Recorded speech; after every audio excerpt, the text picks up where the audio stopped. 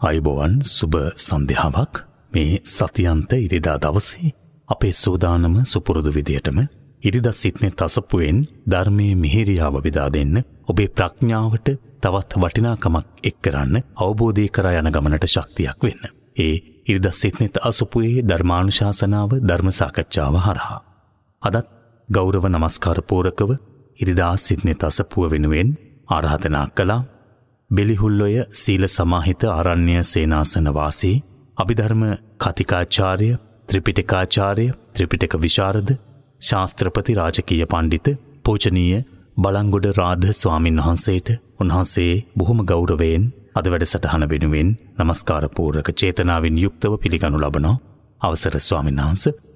අපි අද දවස තුලදී මේ දිගහැරෙන දෙහෝරාව සැබවින්ම ජීවිතයේ අප්‍රමාදී බව සලකුණු කරන අප්‍රමාදයට ඔබව යොමු කරන ඒ ඔස්සේ මේ සසරේ බිය දකින්නට ඒ බිය මුදවා ගන්නට තිබෙන මාර්ගයේ ගමන් කරන්නට ඒ ඔස්සේ සාර්ථක ප්‍රතිඵල අත්කර ගන්නට ලැබිච්ච මනුෂ්‍ය ජීවිතය තුළ උපරිම ඵල නෙලා ගන්නට ලැබෙන අවස්ථාවක්සේ සලකා ධර්මය අහන්නට හැම දිනාටම සතුටු සිතින් ආරාධනා කරමින් ඒ උත්තරීතර වූ ධර්මය දේශනා කරන්නට සිටනෙත් අසපුව තුළ ඔබේ අපේ සිත් ධර්මයෙන් පුරවාලන්නට පාද නමස්කාර පූරක චේතනාවෙන් යුක්තව ආරාධනා කරනවා පූජනීය වන්දනීය බලංගොඩ රාධ ස්වාමීන් වහන්සේට.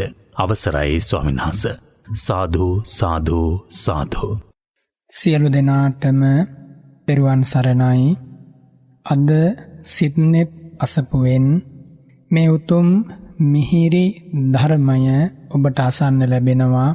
ඒ ධර්ම දානය ලබා දෙන්නේ බණ්ඩාරවෙල නිරහවත්ත විශ්‍රාමලත් විදුහල්පති ජේ.එස්. කැකුලන්දර පියතුමා සහ ගයානි මංජුලා කැකුලන්දර දියණිය විසින් පරලොව සැපත් චන්ද්‍රාවතී කැකුලන්දර ගුරුමාතාවට දෙපාර්ශවයේ මියගිය මව්පිය ආදීන් සියලු දෙනාටම සියලු ඥාතීන්ට පින්පෙත් අනුමෝදන් කිරීමේ බලාපොරොත්තු ඇතුළු තවත් බොහෝ බලාපොරොත්තු හිතේ තබාගෙනයි මේ උතුම් ධර්ම දානය සිද්ධ කරනු ලබන්නේ. සියලු දෙවියෝද මේ උතුම් බණ කතාව ශ්‍රවණය කරන්නට දිවකන් යොමත්වා කියන ආරාධනාවෙන් දේවාරාධනාව සිද්ධ කරලා ධර්ම දේශනාව ආරම්භ කරමු. ඔබ සියලු දෙනා සුවපත් වූ සිතක් ඇතිව මේ මිහිරි බණ කතාව ශ්‍රවණය කරත්වා කියලා මම මතක් කරනවා ආශිර්වාද කරනවා. සමන්ත චක්කවාලේසු අත්‍රා ගච්ඡන්තු දේවතා සද්ධම්මං මුනි රාජස්ස සුනන්තු සංඝ මොක්ඛදම් ධම්ම ශ්‍රවණ කාලෝ අයං භදන්තා ධම්ම ශ්‍රවණ කාලෝ අයං භදන්තා ධම්ම ශ්‍රවණ කාලෝ අයං භදන්තා සුවිසුද්ධ සීලේසු සින්ධූපමස්ස සමාධි ධම්මේසු පඨවි සමස්ස අනන්ත ඥානේසු ගගනූපමස්ස නමාමි සිරසා සිරිගෝතමස්ස පිරිසිදු සිල්කන්ද සමුදුර සේමා නිසල සමාධිය මිහිකත සේමා අනන්ත ඥානය අහසක් සේමා සිරිපා අභියස පිනිපා වේවා මෝහන්ධකාරේසු සුරියූපමස්ස සංසාර සෝතේසු සේතුපමස්ස දෝසප්පවාහේසු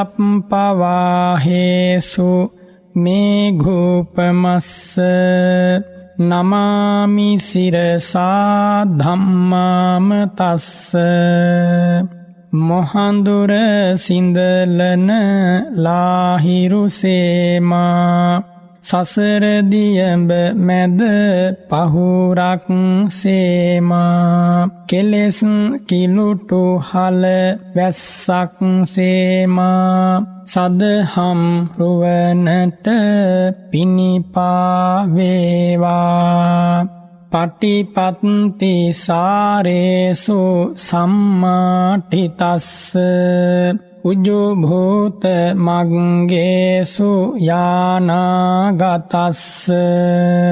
කුසලේසු ධම්මේසු කෙත්තුපමස්ස නමාමි සිරසා සුගතෝ රසස්ස පිළිවෙත් සරුවෙයි සුවඳක් සේමා දම්රස දනවයි මිහිරක් සේමා පින් ගඟ ගලනා නිම්නය සේමා මහා සංගරුවනට පිනිපා වේවා සාධු සාධු සාධු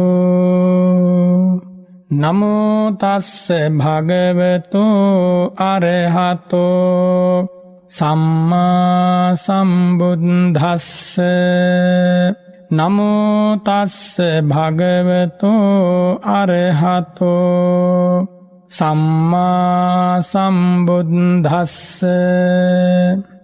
නමෝ තස්ස භගවතෝ අරහතෝ සම්මා සම්බුද්දස්ස බාහිත්වා පාපකේ ධම්මේ යේ චරන්ති සදා සතා කීන සංයෝජනා බුද්ධා තේවේ ලෝකස්මින් බ්‍රහ්මනාති අතිපූජනීය ස්වාමින් වහන්සේ ශ්‍රද්ධාවන්ත පින්වතුනි බුදුරජාණන් වහන්සේ නිසා ඔබේ ජීවිතයට ලැබුණ මහා ශාන්තිය මේ නිශායේ මේ අනුස්මරණය කරන්න මග තොටක් නොදැන ඉබාගාතේ ඇවිද ගිය අපට බුදුරජාණන් වහන්සේ මාර්ග දේශකයන් වහන්සේ වෙමින් මග හසර පෙන්වා වදාළ අසිරිය සිහිපත් කරන්න පිරිසිදු දැක්මක් නැතුව හිටපු අපට සම්මා දිට්ඨිය පහළ කරවන ප්‍රඥා උත්පාදක ධර්මය දේශනා කරපු හැටි ඒ දහමින් ලොවක් සුවපත් වූ ආකාරය මහරහතන් වහන්සේලා මිහි මඩලට ජනිත වූ ඉතිහාසය සෑම කෙනෙක්ම සිහිපත් කිරීම වටිනවා මිනිසත් භවයේ වටිනාකම මේ ගුවන් තලයට බ්‍රහ්මස්වර නාදය මිහි කරලා වදාලේ භාග්‍යවත් බුදුරජාණන් වහන්සේ මිනිස්කමේ අගය නොදැන හිටපු ලෝකයට මිනිස්කමේ අගය උගන්වා වදාලා දහම් දැනුමක් නැතිව අන්ධ මන්ද වූ ලෝකයට පිවිතුරු දහම් ආලෝකයක් ලබා දුන්නා ගුණ ධර්ම මැකී ගොහින් ගුණහීන පිරිස් මේ ලෝකයට පහළ වෙද්දී බුදුරජාණන් වහන්සේ ගුණයෙන් පිරී ගිය ගුණසුවඳින් යුතු හදවත් ඇති මුනිවරු මේ මිහි මඩලට දායාද කළා. කළ ගුණ අමතක කර දමා අකෘතඥ පුද්ගලයන් බිහිවෙමින් පැවති යුගයක කළ ගුණ හඳුනන කෘතඥ උතුමෝ ලෝකයට දායාද කළා. මසුරු කමින් ලෝභ කමින් ජීවත් වූ මිනිස්සු නිර්ලෝභී දානපතියන් බවට පත් කළා.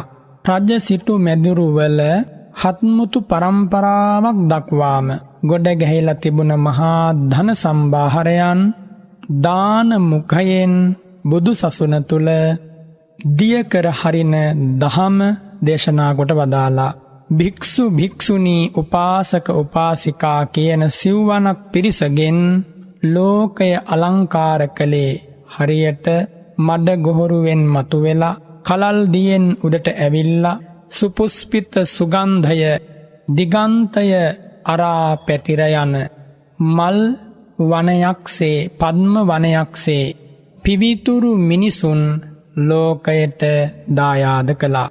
පින්වතුනි, ඒ ආශ්චර්යමත් බුද්ධානුශාසනාවයි අපි අද මේ විදිහට සිහිපත් කරන්නේ. ඔබට මේ ඇසෙන සෑම බණපදයකම කැවී තියෙන්නේ බුදු සුවඳ, සදහම් මහා සංඝ ගුණ සුවඳ. එයින් ඔබේ හදවත සුවපත් වන බව සත්‍යයි. ඔබට ලැබුණ මේ විරාගී ශාන්ත නිමේෂය, සොඳුරු මිනිස් ජීවිතය ආශ්චර්යමත් ධර්මයෙන් පුරවා ගන්න. ගුණ සුවඳ ඔබේ ජීවිතයට එකතු කරගන්න. ඔබේ හද අරණ සුගන්ධවත් පවනකින් පිරිලා ඉතිරිලා ආලෝලනය වෙලා යනව වගේ සිල් සුවඳින්, සමාධි ප්‍රඥා ගුණ සුවඳින්, බෝධි පාක්ෂික ධර්ම සුවඳින් පුරවා ගන්නයි මේ උතුම් ශ්‍රී සද්ධර්මය බුදුරජාණන් වහන්සේ විසින් වදාළේ. බාහිත්වා පාපකේ ධම්මේ යේ චරන්ති සදා සතා තේන සංයෝජනා බුද්ධා තේවේ ලෝකස්මින් බ්‍රහ්මනා කියලා සිරිමුව මඩලින් බණපදයක් වදාලා. ඒ අර්ථය තමයි පාපකේ ධම්මේ බාහිත්වා, පාපී අකුසල් දහම් දුර ඇර දමා සතිමත් වූ උදවිය සදා චරන්ති, මේ ලෝකේ හැම කල්හි හැසිරෙනවා. සිහි ඇති නුවණැති උදවිය. ඒ උදවියට මහා නායකත්වයක් ලබා දෙන කීන සංයෝජනා බුද්ධා, කීන වූ ගෙවී ගිය නැසී වෙනසී ගිය කෙලෙස් ඇති බුදුරජාණන් වහන්සේ මේ ලෝකයෙහි පරම බ්‍රහ්මණයන් වහන්සේ, පරම ක්ෂීණාශ්‍රවයන් වහන්සේ, පරම මුනිවරයන් වහන්සේ, අග්‍ර වූ ජ්‍රේෂ්ඨ වූ ශ්‍රේෂ්ඨ වූ ඍෂිවරයන් වහන්සේ, ඒ උතුමන් වහන්සේ, ඒ උතුමන් වහන්සේගේ ලයෙහි උපන් දරු පරපුර සදිසි මහරහතන් වහන්සේලා මේ ලෝකයේ බ්‍රහ්මණවරු කියලායි බුදුරජාණන් වහන්සේ වදාළේ. බාහිත පාපෝති බ්‍රහ්මනෝ කියලා වදාළනේ. පව්මල දුරැරදා පිරිසිදු වූ උදවිය බ්‍රහ්මණ නමින් හඳුන්වනවා මේ බුද්ධ ශාසනය තුල. අපේ භාග්‍යවතුන් වහන්සේ මහා බ්‍රහ්මණයෙක්, මහා බ්‍රහ්මයෙක්, මහා ඍෂිවරයෙක්, මහා ශාස්ත්‍රූවරයෙක්, අනුත්තර වූ බුදුවරයෙක්. අනන්ත ගුණ ඇති බුදුරජාණන් වහන්සේ වදාළ මිහිරි බණ පදයක් ශ්‍රවණය කරන්න ලැබීම මොන තරම් ශාන්තියක්ද ඔබ සිහි කරන්න. බුදුරජාණන් වහන්සේ ඔබේ මගේ සිත්වල අනාදිමත් කාලයක පටන් ලැබුම්ගෙන පවතින කෙලෙස් බලමුළු සුණු විසුණු කරනු බලාපොරොත්තුවෙන් සිරි මුව මඩල විවර කරලා මිහිරි ධර්මය දේශනා කළානේ. ඒ ධර්මය ඇසුවෝ සිතු සිතුවෝ වැඩුවෝ සුඛී සුවපත් භාවයට පත් වුණා. මුළු ඉතිහාසයක් සාක්ෂි ධරනවා මේ මිහි මඩලේ මහරහත් උතුමෝ වැඩ සිටියා කියන්නට. ඒ භාග්‍යවතුන් වහන්සේගේ අමල නිමල දායාදය අද පවා මේ අපි සිහි කරන්නේ අපමණ ගෞරවයකින්. ඔබ අසන්නේ, ඔබ මෙනෙහි කරන්නේ මොන තරම් ගෞරවයකින්ද? පින්වතුනි, බුද්ධ ශාසනය තුල බලාපොරොත්තු වන උත්තම සැනසීම වෙත ගමන් කරන්නට බුදුරජාණන් වහන්සේ මල් මාවතක් පෙන්වා වදාලා, පුලින්න මාවතක් පෙන්වා වදාලා, කටු නැති, බොරළු නැති, ගල් නැති, අගල් නැති, අනතුරු නැති හරියට සේද මාවතක්, සුපිපි සුවඳ මල් පෙති ඇතිරූ මාවතක්. ඇයි මම ඒ විදිහට ප්‍රකාශ කරන්නේ? ඒ භාග්‍යවත් වූ බුදුරජාණන් වහන්සේ රජමැදුර අතහැර දමා මහවනාරණට ඇතුල් වෙලා ලෞතුරා සම්බුදු සැනසීම සොයමින් දුෂ්කර ක්‍රියා කරපු අවධියේ සත්‍ය සොයා නොවින්දපු දුකක් නෑනේ. සෑම වර්ගයකම දුක් ඉහළම ආකාරයකින් විඳලා බැලුවා ලෞතුරා සැනසීම තියනවද? ඒ උතුමන් වහන්සේට ඒ කාලේ මුණ ගැසුනේ නෑ සැබෑ ශාන්තිය කුමක්ද කියලා. හුදු කායික වෙහෙස පමණක් ඇති වුණා. පස්සේ කාලයක මේ දේවල් හිස් දේවල් අර්ථයක් නෑ කියලා දැනගෙන අත්හැර දාලා මැදුම් පිළිවෙත සොයාගෙන පෙර බුදු පසේ බුදු මහරහත් උතුමෝ වැඩම කරන ලද ආර්ය වූ අංගාටකින් යුක්ත වූ මාර්ගය සොයාගෙන හේතුඵල දහමින් සසර ප්‍රශ්නය විසඳාගෙන සියලු කෙලෙසුන් ප්‍රහාණය කිරීමෙන් පාරිශුද්ධිය උදාපත් කරගෙන සියලු ධර්මයන් අවබෝධ කර ගැනීම නිසා විසරද භාවයට පත් වෙලා කිසිවෙකුටත් අභියෝග කළ නොහැකි නිසා අදුතිය අසහාය බවට පත් වෙලා දස බල ඥාන බලය නිසා විශාරද භාවයට පත් වෙලා බුදුරජාණන් වහන්සේ පිහිටුවන ලද බුද්ධානුශාසනාව බුද්ධ ශාසනය අද පවා නෛර්යානිකයි, අද පවා අනුස්මරණීයයි, අද පවා ශාන්තිකරයි, අද පවා අමතන් දදයි, අද පවා ලෝ සතුන්ට අපමණ සුවසහනයන් ලබා දෙනවා.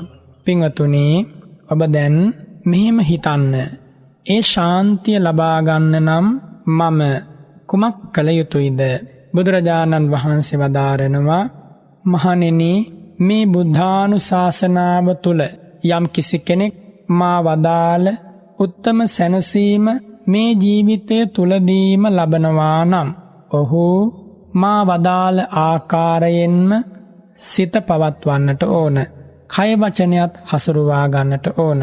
බුදුරජාණන් වහන්සේ වදාළ ආකාරයෙන් තොරව හිතුවොත් වැඩ කළොත් එයාට නම් මේ ධර්මය අවබෝධ වන්නේ නැහැ, සැනසීමක් ලැබෙන්නේ නැහැ. කෙලෙස් වැඩෙන, කෙලෙස් උපදින, කෙලෙසුන් සාධාරණය වන මනෝභාවයක ඉඳන් මෙවන් පිවිතුරු දහමක් දකින්නවාය කියන එක සිද්ධ නොවන නිසා බුදුරජාණන් වහන්සේ සියලු සත්වයන්ගේ මානසිකත්වය ගැන දැකවදාරමින්, සියලු සත්වයන්ගේ ජීවිත ගැන දැකවදාරමින්, සියලු සත්වයන්ගේ සංසාර ගමන ගැන දැකවදාරමින් හැම කෙලෙස් දුරැරදා හැම සතුටක්ම ලබන මාවත විවර කළේ බුද්ධිමත් උදවියට ඇතුල් වෙලා විමසා විපරම් කර බලමින් ප්‍රායෝගික ලෙස භාවිත කරමින් තම තම නැනපමණින් තම තම ජීවිතවලට ගලපාගත හැකි ආකාරයෙන්මයි. එනිසා ඔබත් ඔබේ ජීවිතයට මේ දහම ගලපා ගන්න. මේ නිමේෂයේ හැර ආය කවදාක ඔබට මේ උදාර අවස්ථාව පැමිණේද කියන්න බෑ. දහම ඔබේ ජීවිතයට ගලපා ගැනීම කියලා මම අදහස් කළේ කුමක්ද? බුදුරජාණන් වහන්සේ වදාළ අනුත්තර ශාන්තිය, උතුම් ධර්මාවබෝධය ලැබෙන විදියට සිත හසුරුවා ගැනීම. වෙනත් විදිහකින් කිව්වොත් පව් අකුසල් දහම් දුරු කරලා කුසල් දහම් වලින් ජීවිතය පුරවා ගැනීම. කෙලෙස් දුරු කරන්න, කුසල් දහම් වඩන්න අප්‍රමාදී වීමයි ධර්මය ජීවිතයට ගලපා ගැනීම කියලා අදහස් කරන්නේ. තවත් ආකාරයකින් කිව්වොත් සිතක ඇතිවන රාග කෙලෙස්, ද්වේෂ කෙලෙස්, මෝහ කෙලෙස්, මාන, දිට්ඨි, අහංකාරකම් මේ වගේ තියෙනවා අකුසල් දහම්. මෙන්න මේ අකුසල් ධර්මයන් නූපදවා සිටීමට ඇති හැකියාව දියුණු කිරීමමයි මේ උතුම් ධම ජීවිතයට ගලපා ගැනීම කියන ප්‍රකාශයෙන් අදහස් කළේ. පින්වතුනි, ලෝකෙ කොච්චරනම් මිනිස්සු ඉන්නවද? ඒ හැමෝටමත් මේ ධර්මය ඇහෙන්නේ නෑනේ. ඇහෙන පිරිසත් ඊ타ත්ම සීමිතයි. ඒ සීමිත පිරිසට මේ ධර්මය ඇහෙනකොට ඒ සීමිත පිරිස අතරිනුත් සීමිත පිරිසක් තමයි මේ ධම ජීවිතයට ගල්ප ගන්න බලන්නේ. අති බහුතරයක් දෙනා දහම අහනවා, ඇතැම් විට ක්ෂණික සතුටක් ලබනවා. ඉන් ඔබට මේ දහම පුරුදු කරන්න ඒ අතන්ට උවමනාවකුත් නෑ. ඒ සඳහා කල්පනා කරන්නේ නෑ. ඔබ සිහිපත් කරන්න මම එහෙම කෙනෙක් වෙන්නේ නෑ. බුදුරජාණන් වහන්සේ මගේ ජීවිතය මනා ප්‍රඥාවෙන් දැකවදාරලයි මට මේ උතුම් ගමන් මග වැඩ පිළිවෙල අනුදැන වදාලේ. මම බුදුරජාණන් වහන්සේ ගැන ශ්‍රද්ධාව පිහිටුවාගෙන ඉන්න කෙනෙක්. මට බුදුරජාණන් වහන්සේගෙන් ලැබෙන ශාන්තිය අනන්තයි, අප්‍රමාණයි. මිහිර ඒ සුවය හදවතට දැනෙනවා. එනිසා බුදුරජාණන් වහන්සේ වදාළ දහම මම මගේ ජීවිතයට ගලපා ගන්නවා කියන අදිෂ්ඨානය පිහිටුවා ගන්න. වෙන ක්‍රමවේදයක් නෑ පින්වතුනි මේ ශාන්තිය ලබන්න. තියෙන එකම ක්‍රමවේදය බුදුරජාණන් වහන්සේ මහා ප්‍රඥාවෙන් ඔබට හෙළි කළා. මහා කරුණාවෙන් ගම්දොරින් ගම්දොරට වැඩම කරමින් දේශනා කළා. මහත්ම වෙහෙසක් දරලා අන්ත අසරණ දසදහස් ලක්ෂ ගණනින් පිරිස් වෙත මේ ධර්ම සංදේශය ඒ තථාගතයන් වහන්සේ සිරිපතුල් රිදෙන තුරායි දෙමෙන තුරා දඹදිව් තලයේ වැඩම කරමින් බෙදා දුන්නා. එනිසාම ඒ භාග්‍යවතුන් වහන්සේ අනධීවර ධර්මරාජයන් වහන්සේ. එනිසාම ඒ භාග්‍යවතුන් වහන්සේ අසම සම ධර්මරාජයන් වහන්සේ. එනිසාම ඒ භාග්‍යවතුන් වහන්සේ අසහාය අප්‍රතිම ධම්මස්සාමීන් වහන්සේ. ඒ ධර්මස්වාමී බුදුරජාණන් වහන්සේ අපට වදාලේ පිරිසිදු සිතක් ඇතිව ජීවත් වන.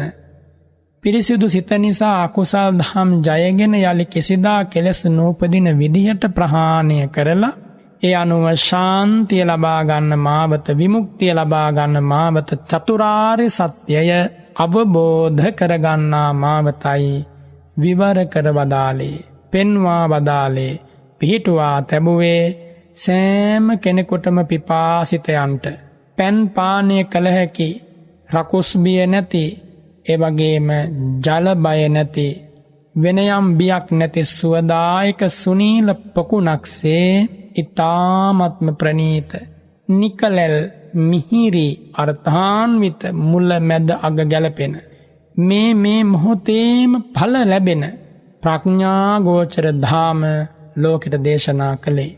එනිසා පින්වතුනි ඔබ සිහි කරලා මේ ජීවිතය තුල මම කෙලෙසුන් ජය ගන්නවා කියන අදිෂ්ඨානය ඇති කරගන්න.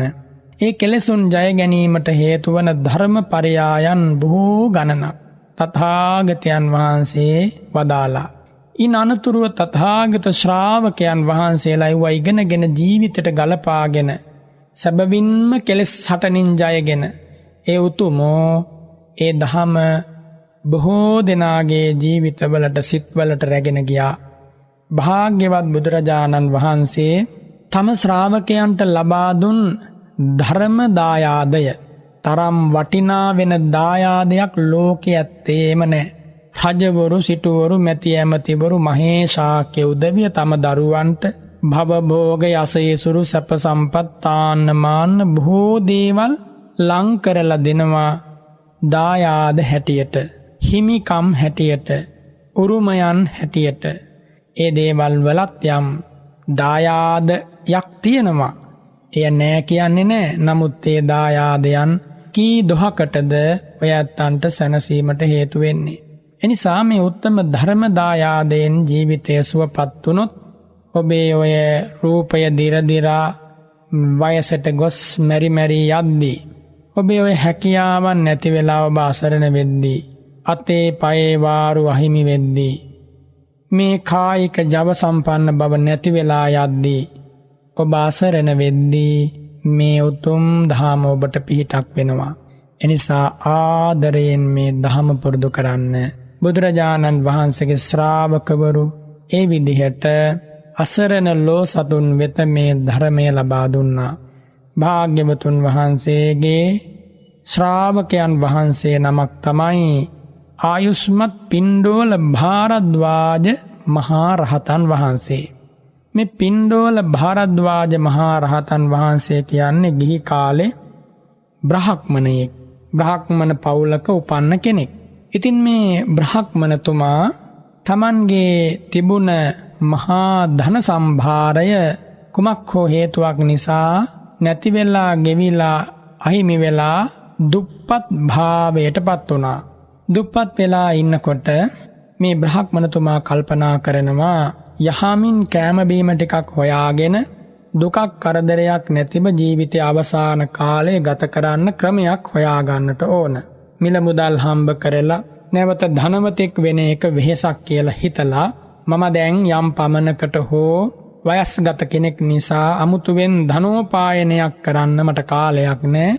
මීට වඩා හොඳයි යහමින් කෑම බීම ටිකක් ලැබෙන ක්‍රමයක් සොයා ගන්න එක. මෙහෙම හිතලා මේ බ්‍රහ්මණතුමා දැක්කා මහා සංඝරත්නයට බොහෝ ලාභ සත්කාර ලැබෙනවා. භික්ඛු සංඝස්ස ලාභ සක්කාරං දිස්වා පිණ්ඩත්ථාය නිග්ගමිත්වා පබ්බජිතෝ. මේ විදියට භික්ෂු සංඝයාට ලාභ සත්කාර ලැබෙනවා දැකලා කෑම ලබා ගැනීම බලාපොරොත්තුවෙන් මේ බ්‍රහ්මණයා බුදු සසුනේ පැවිදි වුණා. පැවිදි උපසම්පදාව ලැබුවා. පැවිදි උපසම්පදාව ලැබලා ටිකක් විශාල පාත්‍රයක් නැත්තම් භාජනයක් අරගෙන පිණ්ඩපාතේ යනවා. පිණ්ඩපාතේ ගිහිල්ලා ලැබෙන්නේ මොනවද? පාත්‍රයෙන් එකක් වළඳනවා. කැඳ ලැබුණොත් කැඳ පාත්‍රයෙන් එකක්ම වළඳනවා. කැබිලි ලැබුණොත් කැබිලි පාත්‍රයෙන් එකක් වළඳනවා. බත් ලැබුණත් එහෙමයි. වෙන යම් දෙයක් ලැබුණත් එහෙමයි. අතස්ස මහා සංඝ මහග්ගස්ස භාවං සත්හෝ ආරෝචයින්සු. මේ විදිහට මොහු මහා පුදුම විදිහට ආහාර අනුභව කරනවා කියලා මේ භික්ෂුන් වහන්සේ ගැන බුදුරජාණන් වහන්සේට පණිවිඩය නැත්තම් ආරංචි වුණා. මේ භික්ෂුන් වහන්සේගේ නැත්තම් මේ පිණ්ඩෝල ස්වාමින් වහන්සේගේ පාත්‍රය මුනින් හරවලා හැමදාම ඇඳ යට තමයි තබන්නේ. ඉතින් මේ පාත්‍රය ඇඳ යටින් තබනකොට පාත්‍රයේ වාටිය හැමදාම බිම ඇතිල්ලෙනවා. ඉතින් අවුරුදු ගානක් මේක මෙහෙම සිද්ධ වෙනකොට කාලයක් පාත්‍රයේ වාටිය ගෙවිලා පාත්‍රය කුඩා වුණා. ප්‍රමාණය කුඩා වුණා. කුඩා වෙලා සාමාන්‍යයෙන් භික්ෂූන් වහන්සේ කෙනෙකුට ගැළපෙන ප්‍රමාණයේ පාත්‍රයක් බවට පත් වුණා. නාලිකෝදන මත්තමේව ගන්හනකං ජාතං කියලා කියනවා. කාලේ ගෙවිලා යනකොට පොළවේ ඇතිල්ලිලා හරියට මගධ නැලියෙන් නැලියක ප්‍රමාණයේ බතක් ව්‍යංජන සහිතව පුරවන්න පුළුවන් විදිහට ලබා ගන්න පුළුවන් විදිහ ප්‍රමාණයක් ඇති පාත්‍රයක් බවට පත් වුණා. කොහොම නමුත් මේ ස්වාමින් වහන්සේ දානි වළඳලා ඉන් අනතුරුව ටිකෙන් ටික භාවනාවට වැටුණා. භාවනාවට ඇතුළු වෙලා ස්වාමින් වහන්සේ ක්‍රමානුකූලව භාවනා පුහුණුවේ යෙදුණා. මෙහෙම භාවනා පුහුණුවේ යෙදිලා කාලයක් යනකොට මේ ස්වාමින් වහන්සේට ඉන්ද්‍රිය භාවනාව හොඳට හුරු වුණා. ඒ ඉන්ද්‍රිය භාවනාව හොඳට හුරු වෙලා නොබෝ කලකින් අග්ග ඵලයේ අරහත්තේ පතිට්ඨාසී. අග්‍රම ඵලය වෙන අරහත් ඵලයෙහි පීඨියා කවුද මේ පිණ්ඩෝල භාරද්වාජ ස්වාමින් වහන්සේ. දැන් මේ උතුමන් වහන්සේ රහතන් වහන්සේ නමක්. බුද්ධ ශාසනයට ආවේ චතුරාර්ය සත්‍ය අවබෝධ කිරීමේ බලාපොරොත්තුවෙන් නෙමෙයි. මට යහමින් කෑම බීම ටිකක් හොයාගෙන මැරෙනකන් ඉන්න පුළුවනි කියලා තමයි ආවේ. පින්වතුනි, අතිපූජනීය ස්වාමින් වහන්සේ හිතන්න බුදුසසුනට පැමිණීම සඳහා හේතුව කුමක් වුණත් පැමිණීමෙන් අනතුරුව කළමනා දේ තථාගතයන් වහන්සේ වදාළ දේ කරනවා නම්, එපා කියපු දේ නොකර ඉන්නවා නම්, හිතන්න කියපු දේ හිතනවා නම්, කතා කළ යුතුයයි වදාළ වචන පමණක් කතා කරනවා නම්, කය හැසිරවිය යුතුයයි අනුදැන වදාළ සීමාව තුල පමණක් කය හසුරුවනවා නම්, ඒ භික්ෂුව හෝ ඒ ශ්‍රාවකයා උත්තමාර්ථය වන ශාන්ත අමා නිවනින් මේ ජීවිතයේම සැනහෙනවා කියන්නට මේ කාරණය, මේ කතාව කොච්චරනම් හේතු වෙනවද? ඔබ මෙව හොඳට සිහි කරන්න. දැන් මේ උතුමන් වහන්සේ මුළු දඹදිව තලයේම ප්‍රසිද්ධ වුණා පිණ්ඩෝල භාරද්වාජ මහරහතන් වහන්සේ කියලා. ඉතින් මේ ස්වාමින් වහන්සේ ඉන්ද්‍රිය භාවනාව හොඳට වඩලයි මේ උතුම් අරහත් ඵලය ලැබුවේ. මේ විදිහට දැන් අරහත්වයට පත්වීමෙන් අනතුරු වෙන කලමනාදයක් නැති නිසා ඒ උතුමන් වහන්සේ සැබැත් නුවර, රජගහ නුවර, ඒ වැඩ ඉන්න තැන්වල පිණ්ඩපාතේ වැඩම කරලා ලැබෙන දාන ටිකක් වළඳලා ඉන් අනතුරුව රමණීය භූමි ප්‍රදේශවල ලස්සන තැන්වලට, උදකලා තැන්වලට, නිදහස ඇති තැන්වලට අහසින් ගමන් කරලා ඇතැම් වෙලාවට පර්වත මුදුනේ, ඇතැම් වෙලාවට ගල්ලෙනක, ඇතැම් වෙලාවක උද්‍යානයක, ඇතැම් වෙලාවක දිව්‍ය ලෝකේ, ඇතැම් වෙලාවක නාග ලෝකේ, ඇතැම් වෙලාවක උතුරුකුරු දිවයිනේ, මෙන්න මේ වගේ තැන්වලට මේ උතුමන් වහන්සේ දිවා විහරණය ගත කරන්න වඩිනවා. එක දවසක් මේ උතුමන් වහන්සේ වැඩම කළා උදේන කියන රජතුමාගේ රාජකීය උද්‍යානයට. උදේන රජතුමාගේ රාජකීය උද්‍යානයට වැඩම කළා. කොහෙද මේ උද්‍යානය තිබුණේ? කොසඹෑ නුවර.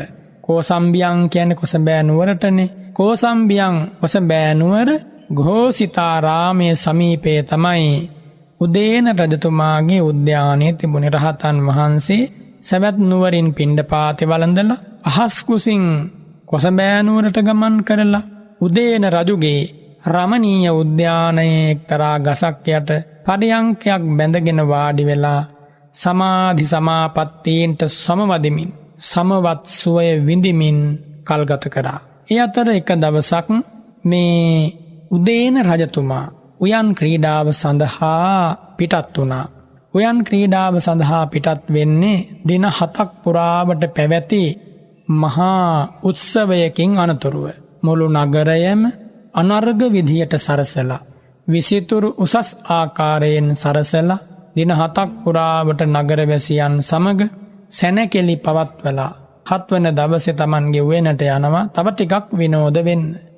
සුවයක් සැනහීමක් සතුටක් ලබන්න. එහෙම ගමන් කරලා මහා ජනයා විසින් පිරිවරාගෙන මහා ඇමතිවරු පිරිවරාගෙන ගමන් කරලා එම උද්‍යානයේ මංගල ශිලාතලයේ වැතිරුණා. නිදන ඉරියව්වෙන් වැතිරුණා. ඒ වෙලාවේ රාජකීය කුමාරිකාවෝ මේ රජතුමාට සුවය සහනය ලබා දෙන්න නටමින් ගයමින් වයමින් නොයෙක් විදිහේ දේවල් ඉදිරිපත් කළා. එහෙම ඉදිරිපත් කරන වෙලාවේ මේ රජතුමාට තදබල නින්දක් ඇති වුණා. දින 7ක් පුරාවට වෙහෙසිලා මහන්සි වෙලා ඉන්න නිසා මේ නින්ද කඩා ගන්න බැරි වුණා. නින්දට වැටුණා. නින්දට වැටෙනමාත් සමගම එක කාන්තාවක් හැර සෙසු කුමාරිකාව උද්‍යානයේ පුරාවට ඇවිදගෙන යන්න පටන් ගත්තා. ඇවිදගෙන යනකොට පේනවා සමහරු මල් මාලා පළඳමින් සමහරු පළතුරු අනුභව කරමින් මෙහෙම ඇවිදගෙන යනකොට රාජකීය උද්‍යානයේ පිණ්ඩෝල භාරද්වාජ මහරහතන් වහන්සේ ගසක් යටට වෙලා සිංහයෙක් සදිසිව තේජසින් හස්ති රාජයෙක් සදිසි තේජසින් අපරාජිතව වැඩ ඉන්නවා. මෙහෙම දැකලා මේ රාජකීය කුමාරිකාවෝ සියලු දෙනාම වගේ පිණ්ඩෝල භාරද්වාජ රහතන් වහන්සේ වෙත පැමිණුණා. පැමිණිලා තම තමන්ගේ අතේ තිබ්බ වාදන භාණ්ඩ පසෙක තබලා පිණ්ඩෝල භාරද්වාජ මහරහතන් වහන්සේගේ සිරිපාපියුම් වන්දනා කළා. වන්දනා කරලා ඔවුනොවුන් ප්‍රකාශ කරනවා මා සද්දං කරිත්හ. ඔවුනොවුන්ට කියා ගන්න නුඹලා සද්ද කරන්න එපා. මෙතන ඉන්නවා 이르දිමත් මහා උතුමන් වහන්සේ නමක්. අපි ඒ උතුමන් වහන්සේගෙන් බණ පදයක් අහමුයි කියලා බොහෝම සාන්ත සංවර විලාසයෙන් තැන්පත් වුණා. තැන්පත් වෙලා ඉන්න වෙලාවේ පිණ්ඩවල භාරද්වාජ ස්වාමින් වහන්සේ තථාගත ශ්‍රී සද්ධර්මයේ වදාලා ඉස්සාපහා තබ්බා මච්ඡේරං විනෝදේ තබ්බං. නුඹලා ඉරිසියාව දුරු කරන්න, මසුරුකම දුරු කරන්න, දැහැමින් සමගියෙන් සතුටින් ඉන්න මේ විදිහට තමයි ශ්‍රී සද්ධර්මයේ වදාලේ. රජතුමාගේ කකුල් සම්බාහනය කරමින් හිටපු එක් රාජකීය කුමාරිකාවක් රජුගේ කකුල සොලවලා රජු අවදි කෙරෙව්වා. අවදි කළේ වෙන කුමකටවත් නෙමෙයි. තමන් විතරයි රජතුමා ළඟ නතර වෙලා ඉන්නේ. සෙසු කුමාරිකාව රජතුමා නින්ද ගියාට පස්සේ තනි කරලා දාලා ගියා කියන එක පෙන්වන්න. රජතුමා අහනවා කෝ මේ කුමාරිකාවෝ නැත්තම් කෝ මේ නලංගනන් පිරිස. ඒ වෙලාවේ ළඟ ඉන්න කාන්තාව කුමාරිකාව ප්‍රකාශ කරනවා කින්තාසන් තුම්මේහි තා ඒකන් සමනම් පරිවාරිත්වා නිසින්නා. ඔබ වහන්සේට ඒ අත්තියන්ගෙන් නැති පළක් නෑ. ඒ ඇත්තියෝ ආන්න එක හාමුදුරු කෙනෙක් වට කරගෙන ඉන්නවා. මෙන්න මේ විදියට ප්‍රකාශ කළාය. රජතුමාට පුදුමාකාර ද්වේෂයක් ඇති වුණා. උද්ධනේ පක්තිත්ත ලෝණං විය තටතටායමානෝ. හරියට රත් වෙච්ච උඳුනකට ලුණු දැම්මා වගේ.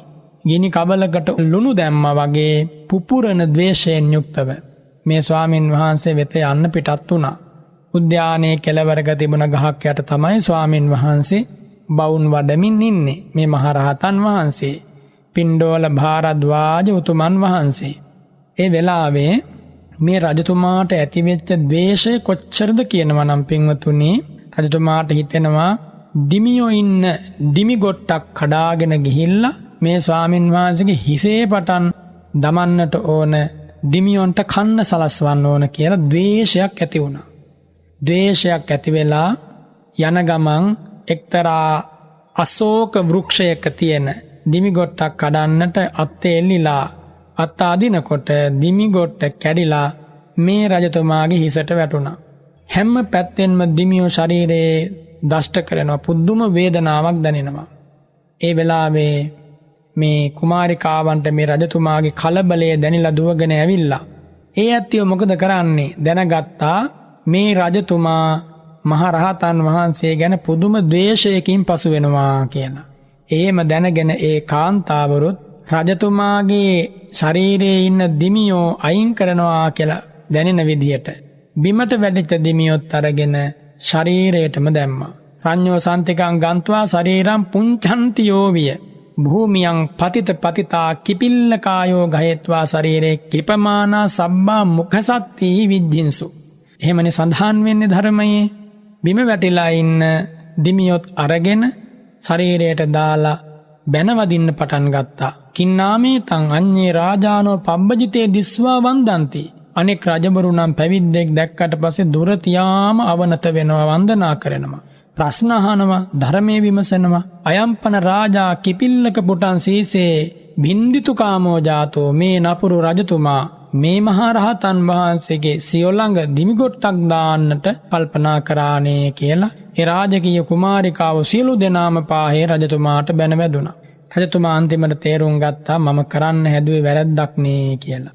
ඒ වෙනකොට මේ රහතන් වහන්සේ අවබෝධ කරගත්ත රජතුමා මා ගැන ද්වේෂයෙන් ඉන්නේ. එනිසා රජතුමා මා වෙත ආවොත් රජතුමා බරපතල පාපයක් සිද්ධ කරගන්නවා කියලා දැනගෙන හංස රාජයෙක්, ස්වර්ණ හංස රාජයෙක් අහස් කොසට නගිනවා වගේ කසාවතේ සුවඳින් රාජකීය උද්‍යානයේ සුවඳවත් කරලා මොහොතින් අහස් කොසට වැඩම කරලා මොහොතින් දෙව්රම් වනාරණ බලා වැඩම කළා. රජතුමා තමන්ගේ අපරාධය ගැන තේරුම් අරගෙන උයන් පාලකයාගෙන් අහනවා කිංයේස පබ්බජිතෝ අඤ්ඤේසුපි දිවසේසු ඉද ආගච්ඡති.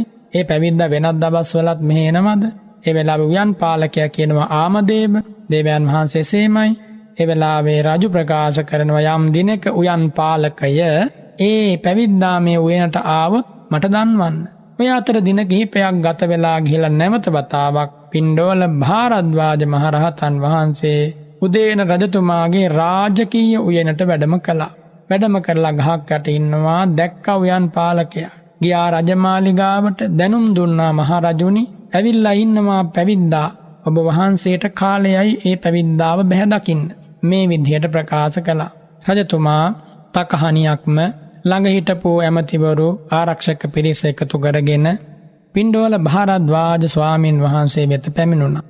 පැමිණිලා වන්දනා කරලා ඉන් අනතුරුව සිහි කළ යුතු කතාවන් සිද්ධ කරලා ප්‍රශ්නයක් අහනවා. කෝනුකෝ භෝ භාරද්වාජ හේතුකෝ පච්චයෝ යේනිමේ දහරා භික්ඛු සුසුකාල කේසා භද්‍රේන යොබ්බනේන සමන්නාගත පඨමේන වයසා අනිකීලිතාවිනෝ කාමේසු යාව ජීවං පරිපුන්නම් පරිසුද්ධං බ්‍රහ්මචරියං චරන්තේ අද්ධානංච ආපාදෙන්ති. ඔන්න ඇසූ ප්‍රශ්නය. කුමක්දෙහි තේරුම?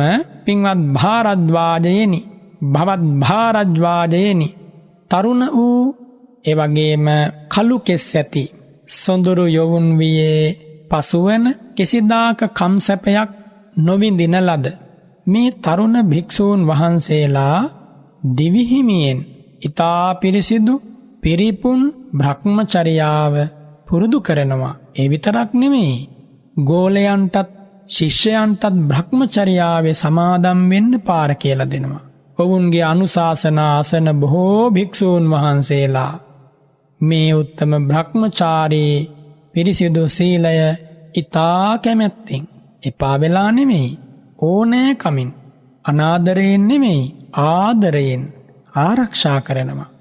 ඒ බ්‍රහ්මචාරී පරපුර, ඒ සමත පරපුර, විදසුන් පරපුර, ඒ භික්ෂු පරපුර බොහෝ කාලයක් පවත්වනවා. මේක හරි ආශ්චර්යමත්. මේ විදියට තමනුත් බ්‍රහ්මචර්යාවේ හැසිරিলা අන්‍යනුත් බ්‍රහ්මචර්යාවේ සමාදන් කරන්නට තරම් මේ භද්‍ර යෞවනයේ පසුවන කළු කෙස් ඇති, ප්‍රනීත ඉඳුරන් ඇති, බබලන රූපයන් ඇති, දේහධාරී මේ තරුණ භික්ෂූන් වහන්සේලාට ඇති හැකියාව කුමක්ද? කොහොමද මේ විදිහට මේ යෞවන භික්ෂූන් වහන්සේලා ඊතා සැනසille භ්‍රමචාරී සීලයක් ආරක්ෂා කරගෙන සතුටින් තෘප්තිමත්ව පිනාගිය මුහුණින් වාසය කරන්නේ? මෙන්න මේ ප්‍රශ්නය ඇහුවා භාරද්වාජ මහා රහතන් වහන්සේගෙන්. ඉතින් ඒ වෙලාවේ භාරද්වාජ මහා රහතන් වහන්සේ ලබා දුන් පිළිතුරු මේ මුළු බුද්ධානුශාසනාව ගැනම කියවෙනවනේ. ගිහි පැවිදි කාටත් වැදගත් වෙනවා. පින්ඩවල භාරද්වාජ රහතන් වහන්සේ ඒ වෙලාවේ බදාරෙනවා බුත්තං කෝේතං මහරජතේන භගවතා ඥානතා පස්සතා අරහතා සම්මා සම්බුද්ධේන. මහරජතුමනි, දහම් මැස්ස ඇති සියල්ල දක්නා භාග්‍යවත් අරහත් සම්මා සම්බුදුරජාණන් වහන්සේ අපට මෙන්න මෙහෙම අනුශාසනා කරලා තියෙනවා. කොහොමද? රාග ద్వේෂ මෝහ මේ හිතේ ඇති වෙන්න පුළුවන්.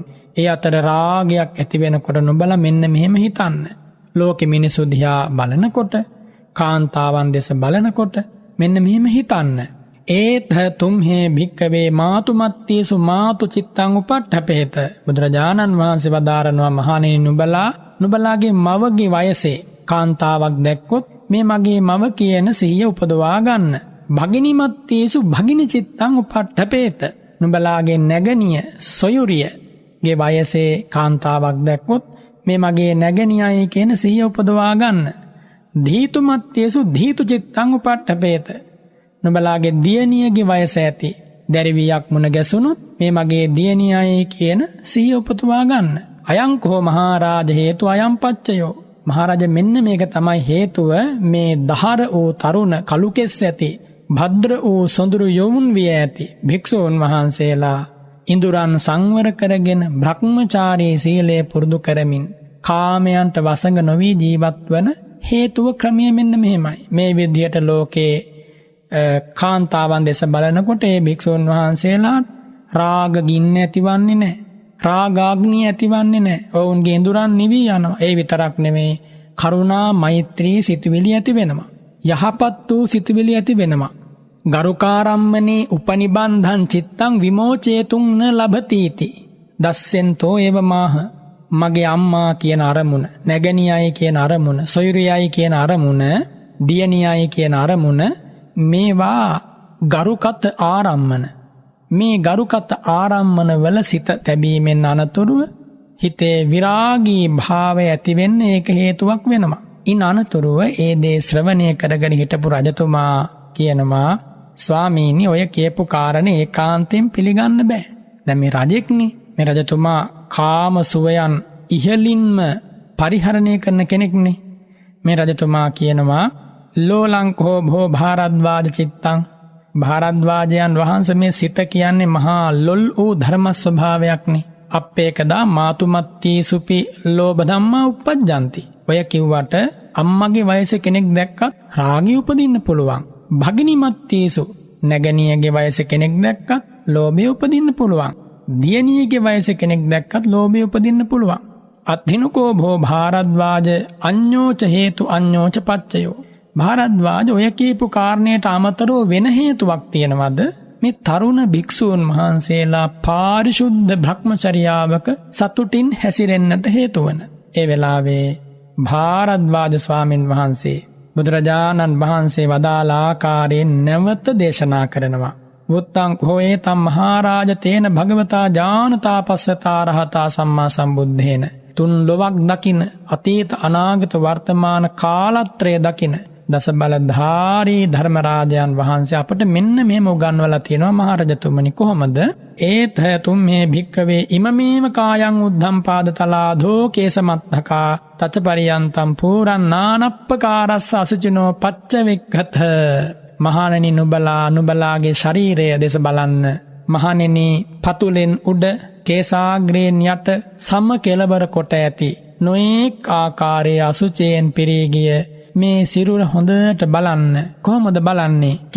කෙස් වශයෙන් බලන්න. ලොම්, නියපොතු, දත්, සිවිය, මාංශය, නහර අස්ථි පංජරය, ඇටමිදුළු, වකුගඩු, හෘදය මාංශය, අක්මාව, දලඹුව, බඩදිව, පපු මාංශය, අතුණු බහන්, නොපැසුණු ආහාර, පැසුණු ආහාර තියෙනවා. පිත, සෙම, සැරව, ලේ, දහඩිය, මේදය, කඳුළු, වුරුණු තෙල්, කෙල, සොටු, සඳමිදුළු, මුත්‍රා. මෙන්න මේ කියපු කොටස් 32 මේ ශරීරයේ පවතිනවා. නැත්තම් මේ කොටස් 32න් තමයි මේ ශරීරය සකස් වෙලා තියෙන්නේ කියලා බලන්න කියලා බුදුරජාණන් වහන්සේ අපට උගන්වලා තියෙනවා මහරජතුමනි.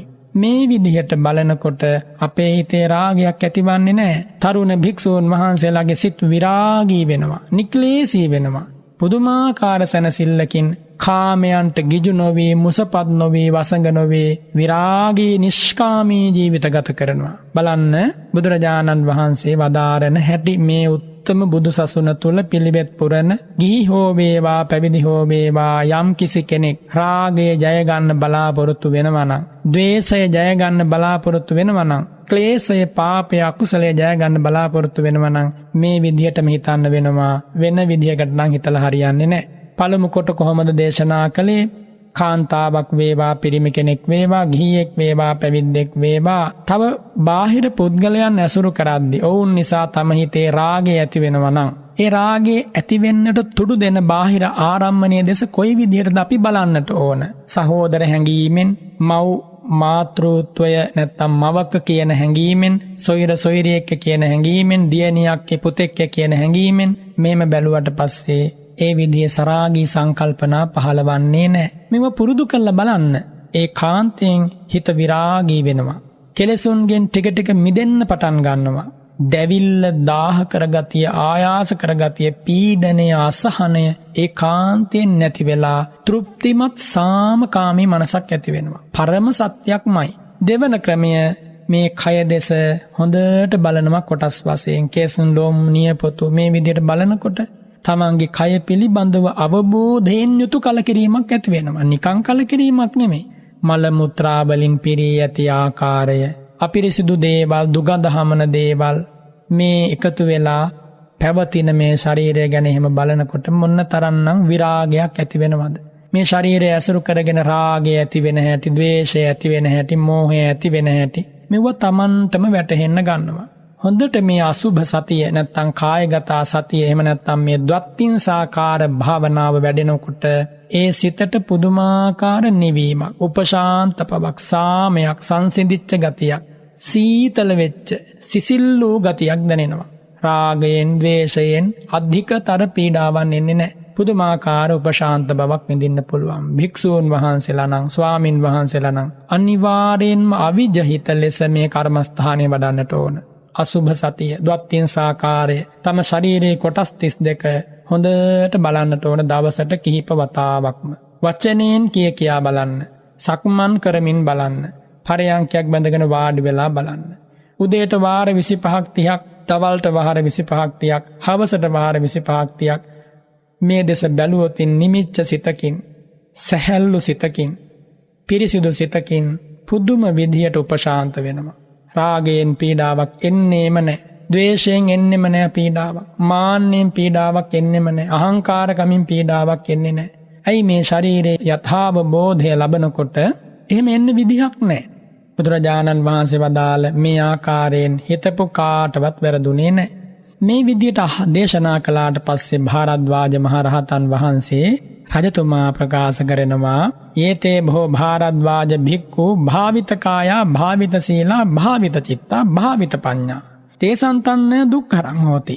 භාරද්වාජයන් වහන්සේ හිත හොඳට වඩලා තියෙන, පිරිසුදු ලෙස සීලය පුරුදු කරලා තියෙන, වැඩූ ප්‍රඥාවක් තියෙන, සමාධියක් ඇති භික්ෂූන් වහන්සේලාට නම් ඔහොම හිතලා කොටස් 32ක් හැටියට බලලා රාගය නැති කරගන්න පුළුවන්. රාගයක් ඇති නොවන විදියට සිත පවත්වන්න පුළුවන්. හැබැයි භාරද්වාජයන් වහන්සේ ඒචකෝ දේභෝ භාරද්වාජ භික්ඛු අභාවිත කායා භාවිත සීලා භාවිත චිත්තා අභාවිත පඤ්ඤා තේසන්තං දුක්ඛරං හෝති.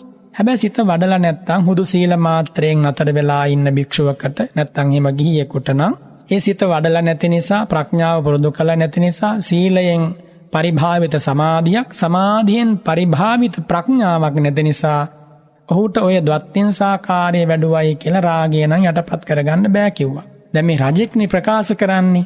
උදේන රජතුමා කියන රජතුමා තමයි මේ විදිහට ප්‍රකාශ කරන්නේ. ඉන්න අනතුරු අහනවා අත්තිනකෝ භෝ භාරද්වාජ අඤ්ඤෝච හේතු අඤ්ඤෝච පච්චයෝ. වෙන ක්‍රමයක් වෙන හේතුවක් වෙන කාරණයක් තියෙනවද මේ තරුණ භික්ෂූන් වහන්සේලා භ්‍රමචර්යාවේ ඇලී වාසය කරන්නට හේතු වෙන?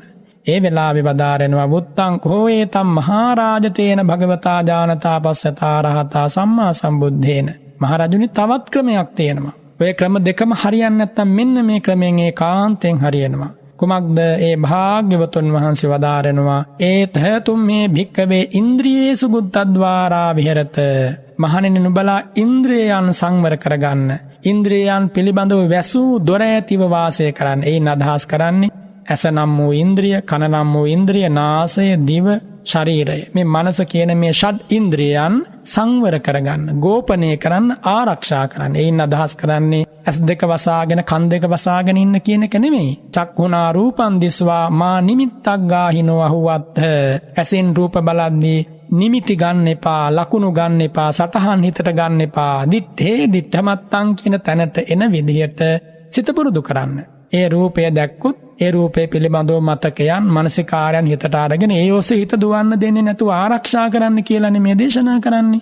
චක්ඛුනා රූපං දිස්වා ඇසෙන් රූපයක් දැකලා කනෙන් ශබ්දයක් අහලා ඒ විදිහට යත්වාදී කරන මේතං යම් කරුණක් නිසා අසංඋතං විහෙරන්තං ඉන්ද්‍රිය අසංවරව වාසය කරන කෙනෙකුට අභිජ්ජා දෝමනස්සා පාපක අකුසල ධම්මාන් වාසවෙයෝ.